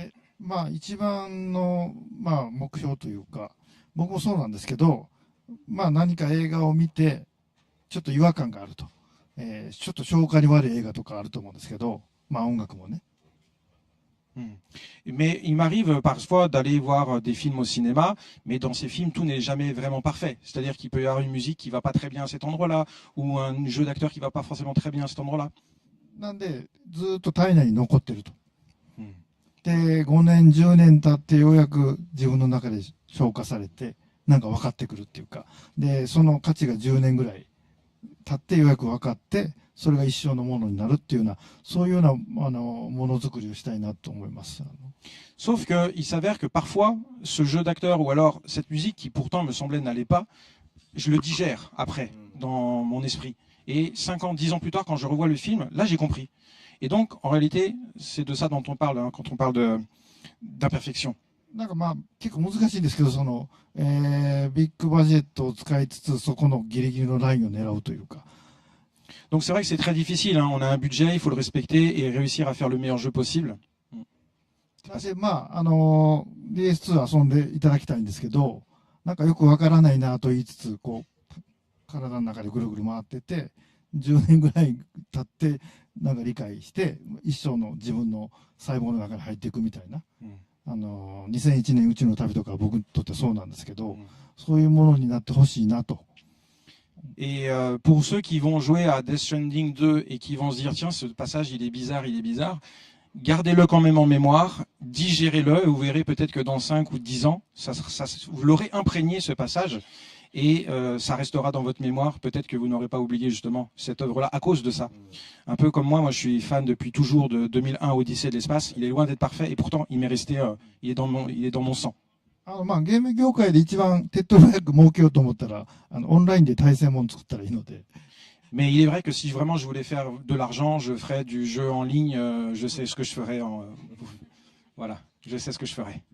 Et est-ce que justement la radicalité, le clivage, la peur du consensus, ou justement ne pas avoir peur d'aller à l'envers de l'attente des joueurs globalement, est-ce que ça, ce sont des éléments qui sont constitutifs d'une véritable expression artistique? ですね、基本的にはエンタメなんですけど。C'est du divertissement déjà, oui. で、まあ、ゲームを遊んで自分の辛い日常を忘れるとか、それがあるから明日も頑張れるみたいな、これ基本ですよね。Et l'objectif de l'entertainment, c'est justement d'oublier un petit peu ses malheurs, de changer les idées et de se dire, ok, je suis prêt maintenant pour affronter demain.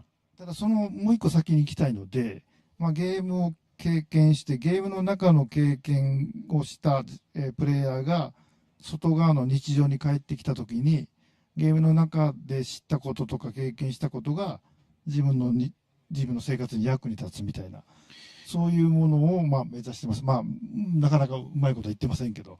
Mais moi, mon objectif, c'est d'aller un pas plus loin que ça. C'est-à-dire que je veux pas juste leur dire, bon, bah c'est bon, vous êtes changé les idées. Moi, je veux qu'avec mes jeux, les gens, en plus d'avoir retrouvé l'envie d'affronter le lendemain, ils se disent j'ai appris quelque chose, j'ai vécu quelque chose avec ce jeu, ça va me servir pour mon quotidien.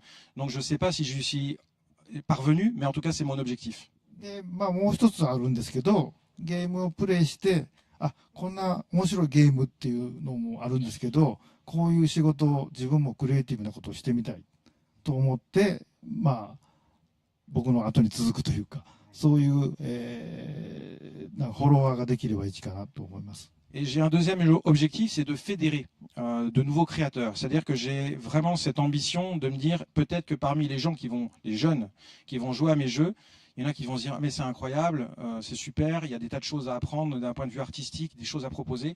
Et moi ça me motive, j'ai envie de faire ça, j'ai envie de participer à ce genre de choses.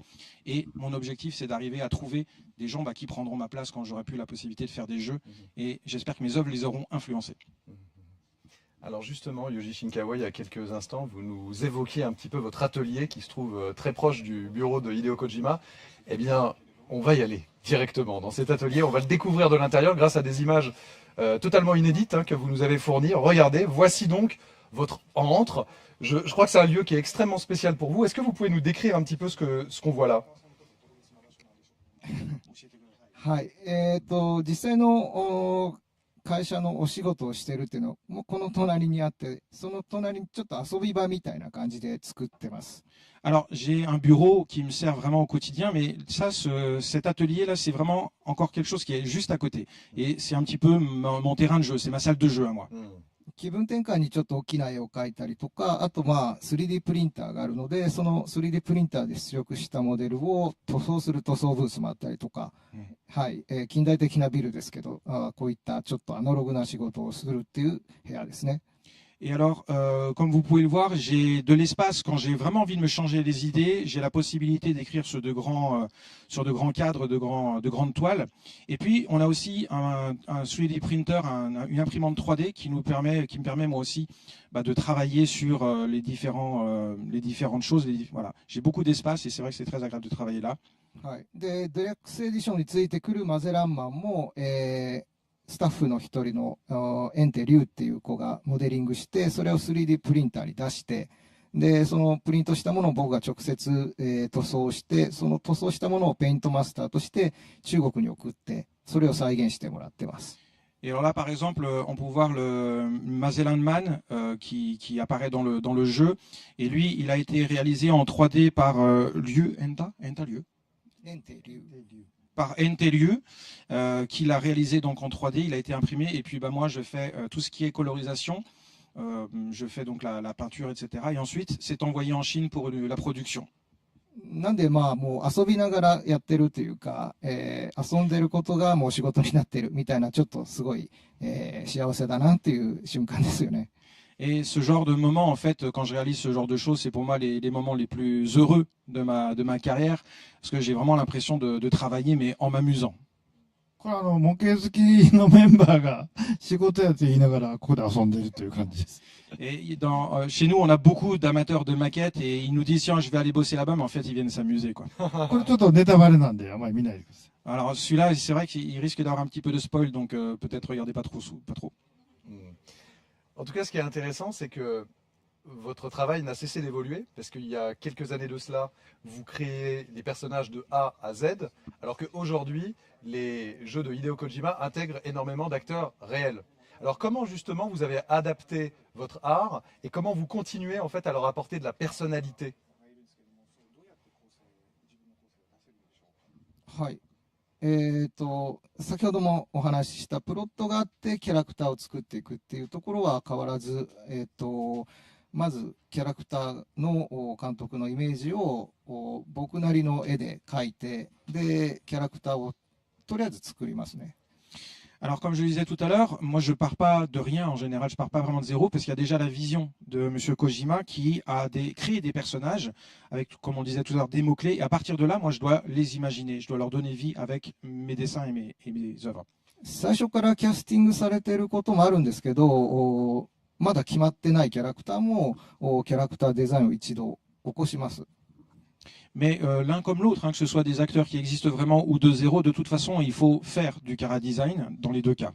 で、キャストの決まれば、それに合わせてコスチュームを調整したりとか、その俳優さんの魅力をより引き立たせるための努力をするっていう感じですかね。Et dans le cas d'acteurs qui sont déjà existants, qui ont un visage avec un charisme, eh bien moi j'ai à adapter le charisme de leur visage, leur présence scénique, avec des tenues qui leur conviennent, qui mettent en valeur leur charisme justement. Donc moi je mets en valeur justement les acteurs qui existent dans la réalité. キャラクターのデザインがあってキャストしてでそこでもう一回変えます。でキャラクターによってその俳優さんの仕草とか魅力があるので、それでモデルを作るんですけど、パフォーマンスキャプチャーをしつつそこでもディテールを変えていきます。Mais c'est vrai qu'après, ça évolue considérablement. C'est-à-dire que moi, j'écris aussi des scénarios et quand on a fait le casting et qu'on a décidé des rôles, il m'arrive de changer les scénarios pour correspondre justement au charisme de ces comédiens. Et quand on fait aussi la motion capture, en fonction de leur aisance aussi, on est obligé d'adapter le chara design sur les costumes pour que ça corresponde mieux à leur charisme et leur capacité aussi à eux. 例えば A というキャラクターをもうちょっとディテールを作って立たせるんですけど、そうなると他が目立たなくなるので、他をもっと立てていくという、こうバランスよく。Et puis il y a d'autres cas, imaginons qu'on ait fait un personnage A et que derrière on fait un personnage B, mais qu'il y en a un qui finalement est un peu plus voyant que l'autre, on est obligé d'adapter, donc ça change constamment le chara design. なのでキャラクターのデザインがもう最終決まるまで全然最後違ったものになっているので、今度アートブック出るんですけど、その中に出てくるキャラクターのスケッチっていうのは最終のものとかなり違うと思います。Et on est en train de préparer un livre, donc ça vous le verrez beaucoup plus précisément, mais c'est vrai qu'entre les premiers croquis qu'on a fait d'un personnage en termes de chara design et le final, vous allez voir que ça a évolué considérablement, que ça change tout le temps. ワンでママっていたと思うんですけど、彼女にここに羽のオデラデグ、あれ最初なかったんですよ。で、他と比べて結構そのポイントが少ないんで、しんちゃんに言って、なんか羽型のつけてみたいな。Et par exemple, dans Death Stranding 1, il y avait un personnage qui s'appelait Mama, et au tout début, il n'y avait pas les espèces d'ailes qui possèdent ici. Et c'est vrai que ça surprend toujours quand on monte les premiers croquis et qu'il n'y avait pas ce détail. Et si on remonte un petit peu l'image qu'on a pu voir, donc le casting intégral des personnages de Death Stranding 2, sur quel personnage vous parliez de plaisir il y a quelques instants, lequel ça a été une évidence, vous aviez tout de suite l'idée de le créer, le faire émerger?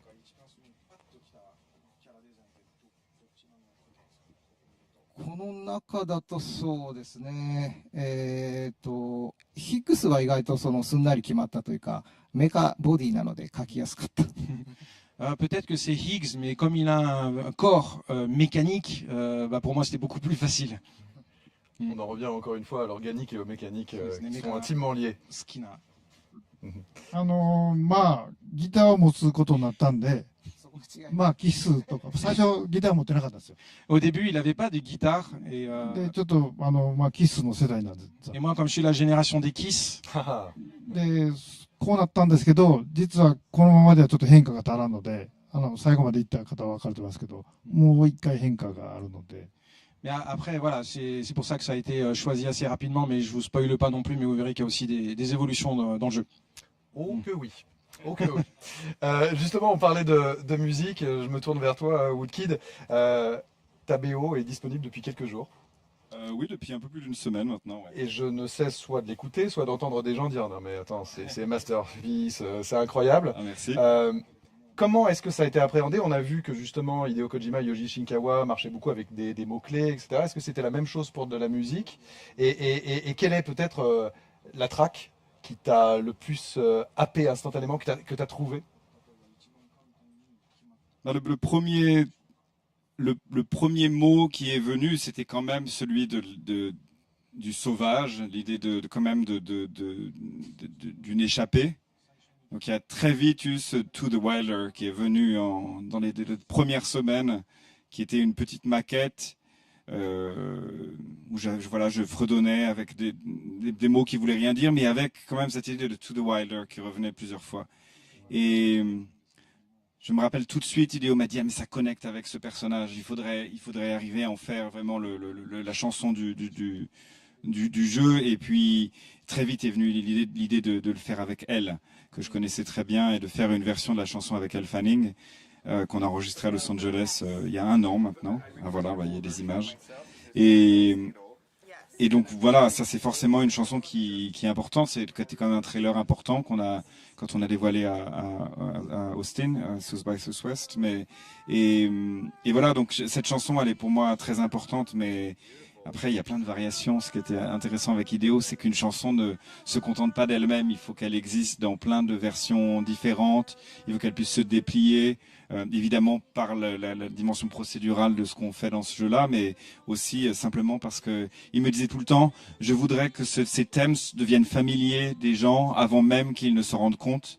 Et avant même qu'on entende la chanson, si bien que quand la chanson arrive, on a eu des traces, des fragments pendant tout le jeu, et quand les chansons arrivent, on a l'impression de les connaître.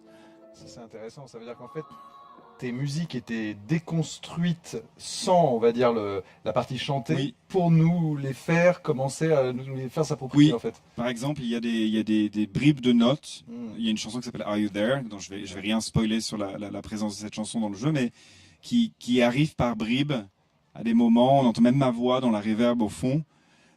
C'est simplement pour annoncer quelque chose qui arrive sans que le joueur s'en rende forcément compte, mais que ça crée une ambiance qui amène vers les grands moments dramatiques du jeu. Et ça, c'est très marrant à faire, en fait, de déconstruire les chansons, de faire comme un striptease des chansons pour que Hideo, après, et ses équipes puissent les parsemer de partout. Et il y a certaines musiques justement qui ont un côté un petit peu peut-être hollywoodien, qui peuvent rappeler un peu des vibrations de grands compositeurs. Je pense à Rainy peut-être aussi. Oui, bah il y a évidemment moi les années 90 ont été extrêmement influentes pour moi dans la grande culture des grands compositeurs, des John Williams, des Angelo Badalamenti. Ça, c'est des gens qui ont beaucoup aussi influencé mon travail. Donc mais la BO est très diverse. Ouais. Et je crois que Rainy, le thème de Rainy, il a c'est cette dimension très orchestrale comme ça, très Williams, très engagé. Et puis en même temps, il y a des morceaux de breakcore, dubstep industriel. Il y a de la ballade folk. Hideo est quelqu'un de très éclectique musicalement, donc Hideo, tu as quand même un savoir musical qui est tellement large et tellement indé qu'en fait on sait qu'il faut juste aller vers des choses émotionnellement fortes, mais il n'y a aucun jugement sur les styles de musique. On a quand même exploré des choses très larges sur ce jeu. Oui, la curation de ce Death Stranding 2 est assez exceptionnelle et c'est l'une des nouveautés de cet opus. En plus, vous pouvez écouter certaines musiques tant que vous êtes connecté au réseau Chiral, bien évidemment. Sinon, c'est encore sauvage. Alors justement, Hideo Kojima, vous le dites assez souvent, votre corps est constitué certes de jeux vidéo, mais beaucoup, essentiellement de cinéma. Et alors, il y a quelques semaines de cela, vous étiez à Cannes, à l'occasion du Festival de Cannes, et on a pu suivre sur les réseaux sociaux vos images, etc. Vous aviez l'air si heureux. C'était le paradis pour vous, véritablement, ça faisait plaisir à voir. Qu'est-ce que vous avez appris sur place, des éléments qui unissent et peut-être qui séparent encore ces deux industries, ces deux médias, le jeu vidéo et le cinéma? カンヌは僕なんか特別な映画祭なんでずっと行きたかったですし、そのレアさんとかエルタンとかも、行った方がいいっていうんで、行ったんですけど、想像してたよりそのゲームと映画のもう隔たりが全くなくてですね、行くとすごい大歓迎してくれて、で、映画祭なのに僕のファンもいて、なんかちょっと不思議な空間でしたけども、結構その映画監督も映画俳優も、カンヌに来てる人たちもやっぱりゲームで育ってきてるんですよね。僕らの時代はゲームはなかったんですけど、そういう世代交代というか、なんでしょうね、それを実感したのがカンヌですね。Alors, effectivement, pour moi, le Festival de Cannes, c'est vraiment quelque chose à part. C'est mon festival de cinéma préféré et j'ai Léa qui me disait souvent, il faut vraiment que tu y ailles, il faut vraiment que tu y ailles, avec d'autres réalisateurs aussi. Et quand j'y suis allé, j'ai surtout été surpris de voir que tu demandais s'il y avait des différences entre le jeu vidéo et le cinéma. En réalité, très peu. J'ai remarqué qu'il n'y avait plus de différence. Pourquoi? Parce que j'ai été extrêmement bien accueilli là-bas et tous les réalisateurs ou les comédiens que je rencontrais sont des joueurs aujourd'hui. Il y a cette transmission qui s'est faite. C'est déjà la génération actuelle qui a joué. Donc il n'y a plus de mur entre les deux passerelles. Il n'y a plus qu'à les relier en réalité. Donc j'ai effectivement appris qu'il y avait beaucoup de choses à faire entre le cinéma et le jeu vidéo. Et qu'est-ce que vous pensez justement de la blockbusterisation, que ce soit au cinéma ou dans le jeu vidéo, et est-ce que vous n'avez pas envie parfois de revenir à des expériences, des processus de création plus légers, peut-être plus agiles, plus souples?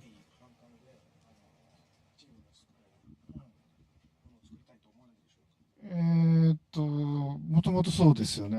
メタルギアソリッドも20年ぐらいで作ったんで。Oui, ça fait déjà plus de 20 ans que je fais des jeux comme Metal Gear Solid, etc. Oui. なるべく少ない人数で血が濃いものを作った方がいいものはできるんですよね、当然。Et je crois que il est plus facile de réaliser de bons jeux quand on n'est pas trop nombreux. でとはいえ、オープンワールドで規模になると結構、20人、30人で作ってると、結構な年月が経ってしまうので、どうしても人を入れるっていう、これブロックバスターの今陥っているところなんですけど、ただ今後は20人、30人プラス AI で、そういうプロセスになれば、ちょっとなんでしょうね、インディーズとブロックバスターの間のようなちょっと際立ったような丁寧に作られたものが出てくるのじゃないかと、今後そう思います。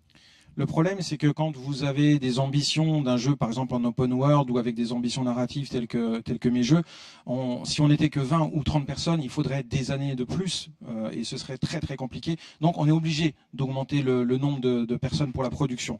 Donc il y a un équilibre à trouver, mais c'est le même problème dans le cinéma avec les blockbusters.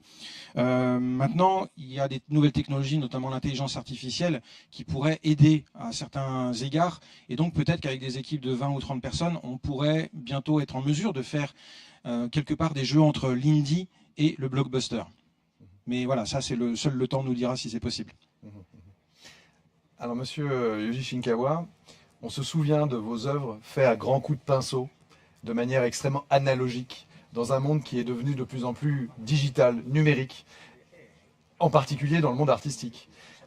Quelle est votre relation justement, cette ambivalence, on vous a vu dans votre atelier, entre la matière à forger directement à la main et à la fois le numérique, le digital qui a pris énormément de place et d'ampleur et même dans votre travail?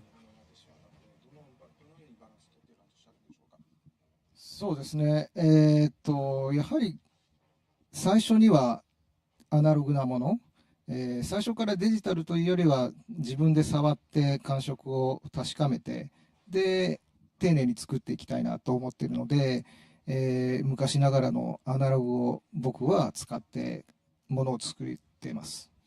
Alors, je suis obligé de faire avec évidemment le numérique et le digital, mais je commence toujours mon travail par de l'analogique. Je trouve que c'est plus réussi et que j'y mets plus d'âme quand je le fais à la main, directement en période analogique. Et c'est à partir de là que effectivement je passe après en numérique. Donc c'est toujours la base initiale, c'est le fait main.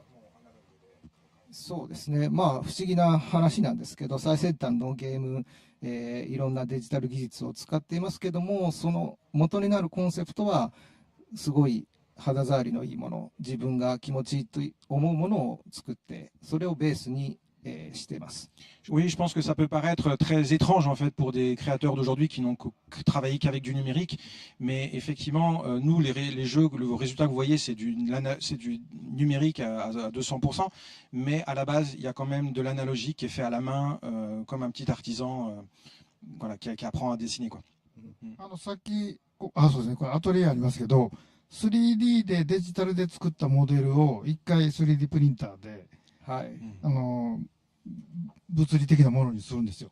でそれで触ったりいろんな角度から見て、そこにもう一回モールドをつけて、もう一回デジタルに戻すと。そういうことをやってます。Et par exemple, il y a quelque chose aussi qu'on dit peu souvent, mais tous les éléments que l'on réalise en 3 dimensions, on les imprime en 3D pour pouvoir les toucher, les voir, les prendre en main et se dire est-ce qu'il n'y a pas des améliorations encore à apporter. On apporte des améliorations et on retravaille le modeling 3D. 例えばハンドガンなんかも出力して実際の握れるハンドガン作って握ってみてちょっと当たりが悪いなとかっていうところは削ったりとか、そういったゲームなんでそんなことする必要ないけど、そういった部分重要だなというふうに思っています。Par exemple, imaginons qu'on veuille réaliser un nouveau pistolet. Bon, on va le modéliser en 3D, l'imprimer en 3D, le prendre en main. Et si on se rend compte qu'il y a un petit problème de fluidité dans le mouvement, on va corriger ce détail. Alors peut-être que vous allez dire, mais c'est un jeu vidéo, de toute façon personne ne l'aura jamais en main et que ça sert à rien. Mais nous, on a quand même envie d'avoir ce degré de précision et de minutie.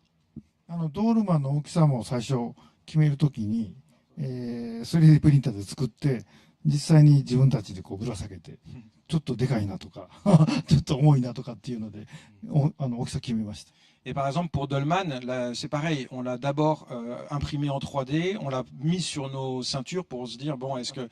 Et là, on s'est dit, ah là, il est trop grand, là, il est trop lourd. Et on a adapté pour arriver à quelque chose qui nous satisfaisait. Vous restez extrêmement ancré et je pense que dans le cadre d'une exposition comme celle-ci, les artistes qui sont présents, bah, je pense que ça aura un écho en eux, très clairement.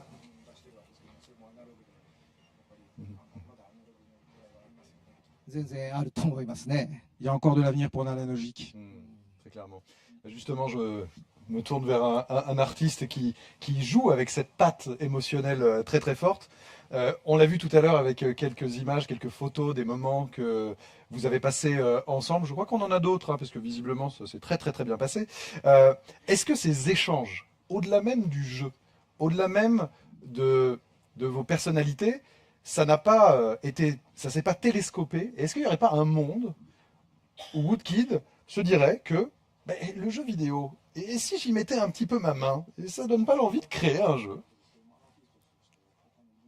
Oui, de toute façon, les mondes digitaux m'ont toujours intéressé. Ça m'intéresse ce que dit Yoji parce que ce qu'il dit sur l'image, je le ressens sur la musique. C'est-à-dire, comment est-ce que je peux, avec des sons organiques, des sons émotionnels, des sons analogiques, les reconstruire de manière digitale, tout en gardant l'émotion.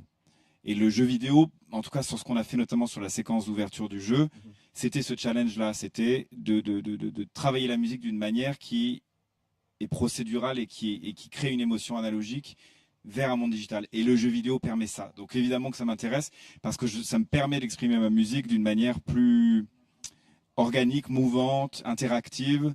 Et c'est vrai que j'ai toujours été intéressé par l'idée du live, c'est-à-dire qu'en live on fait ça. Quand on joue de la musique live, on s'adapte à la réaction du public, on s'adapte à ce que pensent les gens. Patte vivante. Oui, c'est une patte vivante. Si à un moment il faut répéter un refrain, on répète un refrain. Et finalement, c'est ce qu'on a fait avec Hideo, avec les équipes de Kojima Productions, c'était de trouver de l'émotion dans quelque chose qui est algorithmique en fait. Et donc voilà, donc ça m'intéresse. C'est un monde qui m'intéresse. J'ai pas vraiment de réponse à apporter pour l'instant parce que je vous avoue que je suis orphelin de ce projet maintenant. Il est parti. J'ai travaillé pendant 3 ans et je me sens tout vide. Donc je vais prendre des vacances et après je vous dirai ce que je fais. Pour l'instant, je n'en ai aucune idée. C'est le baby blues. C'est exactement le baby Lou blues. Voilà. Baby Lou blues. Ouais. Mais justement, en parlant de transmission et d'émotions qui sont véritablement au cœur de votre travail et de Death Stranding 2 en particulier, fondamentalement, on a appris que vous aviez remis une clé USB, une sorte un peu de testament à vos équipes. Au-delà de savoir ce qu'il y a dedans, évidemment, pour l'après, quels seraient les messages que vous auriez envie de transmettre à des jeunes créateurs qui ont envie de se lancer, les bons conseils que vous auriez envie de leur donner, vous, du haut de votre expérience? ちょっと誤解があるんですけど、sûrement un malentendu. コロナの間にちょっと病気になったんですね。で、コロナの時はもうリモートで会社はしんちゃんがたまに来るぐらいで、すごい孤立した中で病気したんですよ。En réalité, pendant le Covid, j'ai été touché et j'ai été stoppé chez moi et il y avait à peu près que Shinkawa-san qui venait me voir. で、ちょっとこの感じではもうゲーム作れないんで、ただスタジオなのでスタッフの給料とか払わないといけないんで、で僕がゲーム作れなくなった時にどうしようっていうのがあって、今まで貯めてたアイデアがあるんですけど、それを USB に入れて秘書に渡して。僕が病気になってゲーム作れなかったらこれを使ってくださいと、5年ぐらいはスタジオ大丈夫ですよっていうのですけど、僕は復活したんでもうそんなもんも捨ててもらってはいいや捨ててませんけどゼロからです。Et donc ce malentendu il vient du fait que en réalité quand je suis malade comme ça, je ne peux pas aller au travail. Donc le jeu ne peut pas vraiment avancer comme il devrait. Et pourtant, j'ai une boîte à faire tourner encore une fois.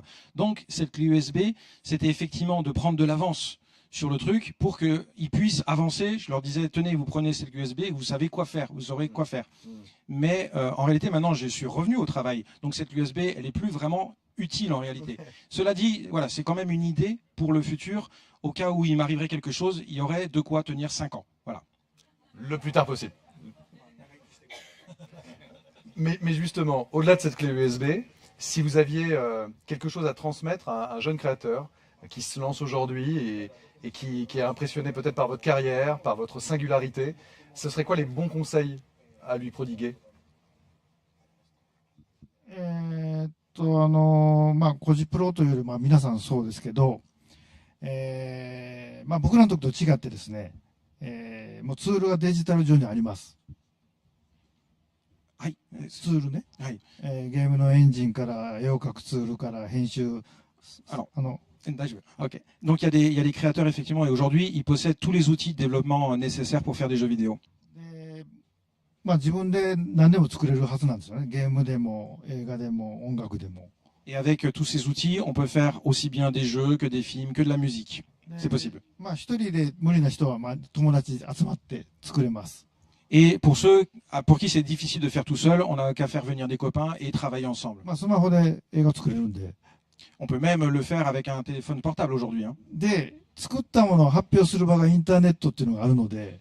Ensuite, il est possible avec Internet de présenter son travail à n'importe qui autour du monde. なんで僕らの時代は映画を撮りたいと言っても撮れないし、映画会社行くのかっていうのがありましたし、小説を書いたって発表する場がなかったんですけど、今インターネットに出したらいいわけですよね。Mais rappelez-vous comment c'était à l'époque, nous autrefois, quand on voulait faire un film, il fallait trouver un producteur, il fallait trouver une boîte qui allait accepter. Quand on voulait écrire un livre, il fallait trouver un éditeur qui allait accepter de le publier. C'était très compliqué. なんで、誰かが作ったものを楽しむっていうのは当然ありますけど、これなら自分もできると思う時があると思うので、それでぜひ、作っていただいて発表してもらって、チャンスがあればそこに企業が寄ってくるので、プロとなれると。すごいいい時代だと思いますよね。Et donc je trouve qu'on vit une période absolument formidable parce que aujourd'hui on est souvent passif, on consomme du contenu et puis un jour on se dit tiens j'ai envie de faire ça. Mais c'est possible. Et avec un petit peu de chance, avec un petit peu de talent, aujourd'hui, on est capable d'être repéré et de devenir éventuellement pro, employé grâce à des grosses boîtes. On vit vraiment une époque formidable. Je me souviens, il y a quelques années de ça, on échangeait ensemble, c'était à Tokyo, et vous me disiez que l'un de vos rêves, l'une de vos ambitions, c'est d'être le capitaine Kirk de l'USS Enterprise. Et on a une image avec certains des membres de votre équipe. Aujourd'hui, au sein de Kojima Productions, est-ce que vous considérez avoir réalisé cette ambition et ce rêve? Et qu'est-ce qu'il vous reste à explorer encore pour l'avenir?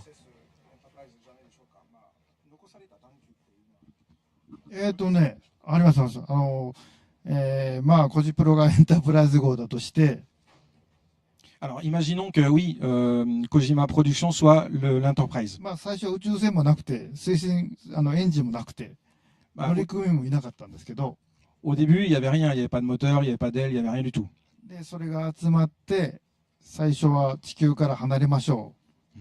月面に行きましょうという、これ、デス・ストランディング1ですね。Et j'ai quand même réussi à rassembler un équipage et avec cet équipage et les améliorations, on a réussi à sortir, à quitter la Terre. Et ça, c'est peut-être Death Stranding 1. で、その次の目標は火星とか冥王星なんで、これはもうどんどん目標はどんどんさらに進んでいきます。Et donc, avec mon Enterprise, aujourd'hui, je vise Mars, je vise d'autres astres et d'autres planètes. Et c'est loin? はい、どこまでも外宇宙に。Oui, sortir de l'univers. 遊びを届けにね。Ouais, avec le jeu, bien entendu. Comme Ludens, en fait, dans l'introduction. Exactement, ouais, comme Ludens. Alors maintenant, je ne sais plus si je dois vous appeler Hideo Kojima ou Captain Kirk, mais on va aller pour Hideo Kojima. On est en France, on est à Paris, et on vous remercie véritablement de votre présence. La France occupe une place un peu particulière quand même dans Death Stranding 2. Je veux dire, je me tourne, Woodkid, un représentant français, Léa Seydoux qui incarne Fragile, personnage éminemment central de Death Stranding 2. Quel est votre regard justement sur la France? J'ai cru comprendre que Yoji Shinkawa était très heureux d'être ici. J'aimerais avoir un petit peu votre sentiment. 歴史がある国なんで、アートも文学も全部含めて、そこはまあ日本もちょっと近いと思いますんで、漫画も皆さん、アニメも大好きなんで、すごい近い関係にはあると思います。Bah déjà, je trouve qu'on a beaucoup de similitudes avec le Japon. Vous êtes un pays de culture, d'art, d'histoire, et de votre côté, vous êtes de grands amateurs de manga ou d'anime, donc on a plein de points communs. Déjà. はい僕はですね、そのフランスというと、ベーデーとか、すごい大好きだったんですが、いわゆるエンキビラルとか、ジャンジローとか、そういうアーティストが大好きでした。Et moi, quand je pense à la France, c'est vrai que je pense souvent à la bande dessinée. J'ai toujours adoré la bande dessinée, et notamment Enki Bilal ou encore Jean Giraud. で、まあ、やっぱりフランスの人ってすごくアートに対して、なんだろう、敏感だなというふうに感じてて、で、僕がそのメビウスとかエンキビラルからもらった、情熱とかパワーを今度フランスの人に、恩返しじゃないですけど楽しんでもらってゲームを遊んでもらえればすごい嬉しいなと思ってます。Pour moi, les Français sont des gens qui sont effectivement très sensibles à l'art. Et moi, j'ai moi-même été très sensible à l'art que nous ont offert des gens comme Möbius ou Enki Bilal.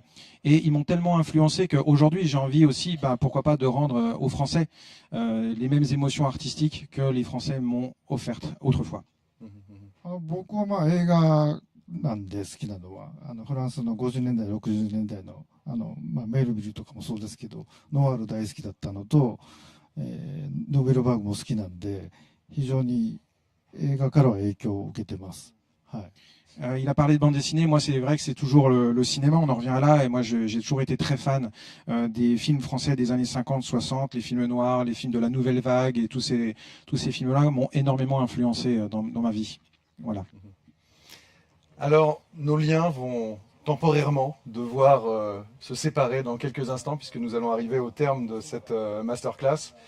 Mais pour conclure, justement, collégialement, chacun d'entre vous, j'aimerais que vous puissiez adresser un message aux joueurs français et dans l'absolu d'où qu'ils viennent, et peut-être leur évoquer aussi l'élément, le message qui vous a paru peut-être le plus important dans ce jeu et que vous aviez le plus envie de transmettre. はい、さっき話題にも出たマゼラン号ですかね、その、クライマックスのシーンがすごい気合が入ったシーンになってますんで、ぜひ最後まで遊んでほしい、そこを見て感動してほしいなと思います。Alors moi, mon message, c'est effectivement vous alerter sur le Magellan. J'aimerais vraiment que vous portiez votre attention quand vous jouerez au Magellan, surtout au climax.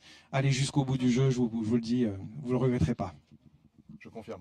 まあ、デストアつながりのゲームなんですよね。で、制作手法もつながりをたどっていったっていうことなんですけど、1が出た後にコロナがあって、皆さんも孤立して分断があったと思うんですけど、2はコロナ後の、つながりのあり方というか、そういうのをちょっとゲームの中に追求してますので、そこをちょっと楽しんでいただければと思います。Death Stranding, c'est un jeu qui parle des liens, hein, comme vous le savez déjà. Et après le 1, on a eu la pandémie, le Covid, etc., qui nous ont tous séparés les uns des autres avec des connexions beaucoup plus limitées. Et effectivement, Death Stranding 2 parle un petit peu de la nouvelle façon d'aborder les connexions entre les humains. Et j'aimerais que vous soyez attentifs justement sur cette nouvelle façon de se connecter. Moi, j'aurais tendance à dire d'embrasser la dimension presque politique du jeu quand on débute l'univers dans lequel on est. Hideo est quelqu'un qui a des grandes choses à dire sur le monde et qui le dit avec beaucoup de pudeur parfois. Et je pense que si on se plonge vraiment dans l'univers de Death Stranding, on peut voir qu'il y a une douleur et un optimisme à la fois très fort. De travailler avec Hideo, j'ai vu cet optimisme et cette envie de reconnecter avec les gens. Et je crois que c'est quelque chose qui est, quand on donne une vraie chance à ce jeu-là, qui est quelque chose qui vous traverse de manière assez magnifique. Voilà.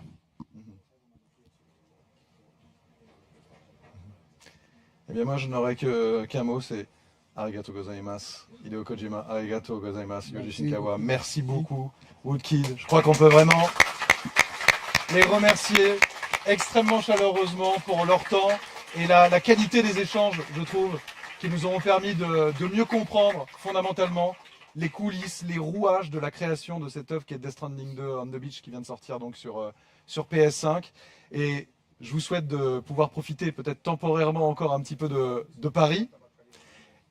Et nous, on se retrouvera pour d'autres aventures. Ceux qui l'ont commencé, bon périple à vous. Que nos liens restent forts encore et vivent notre passion du jeu vidéo. Bonne journée à vous et encore merci. Merci.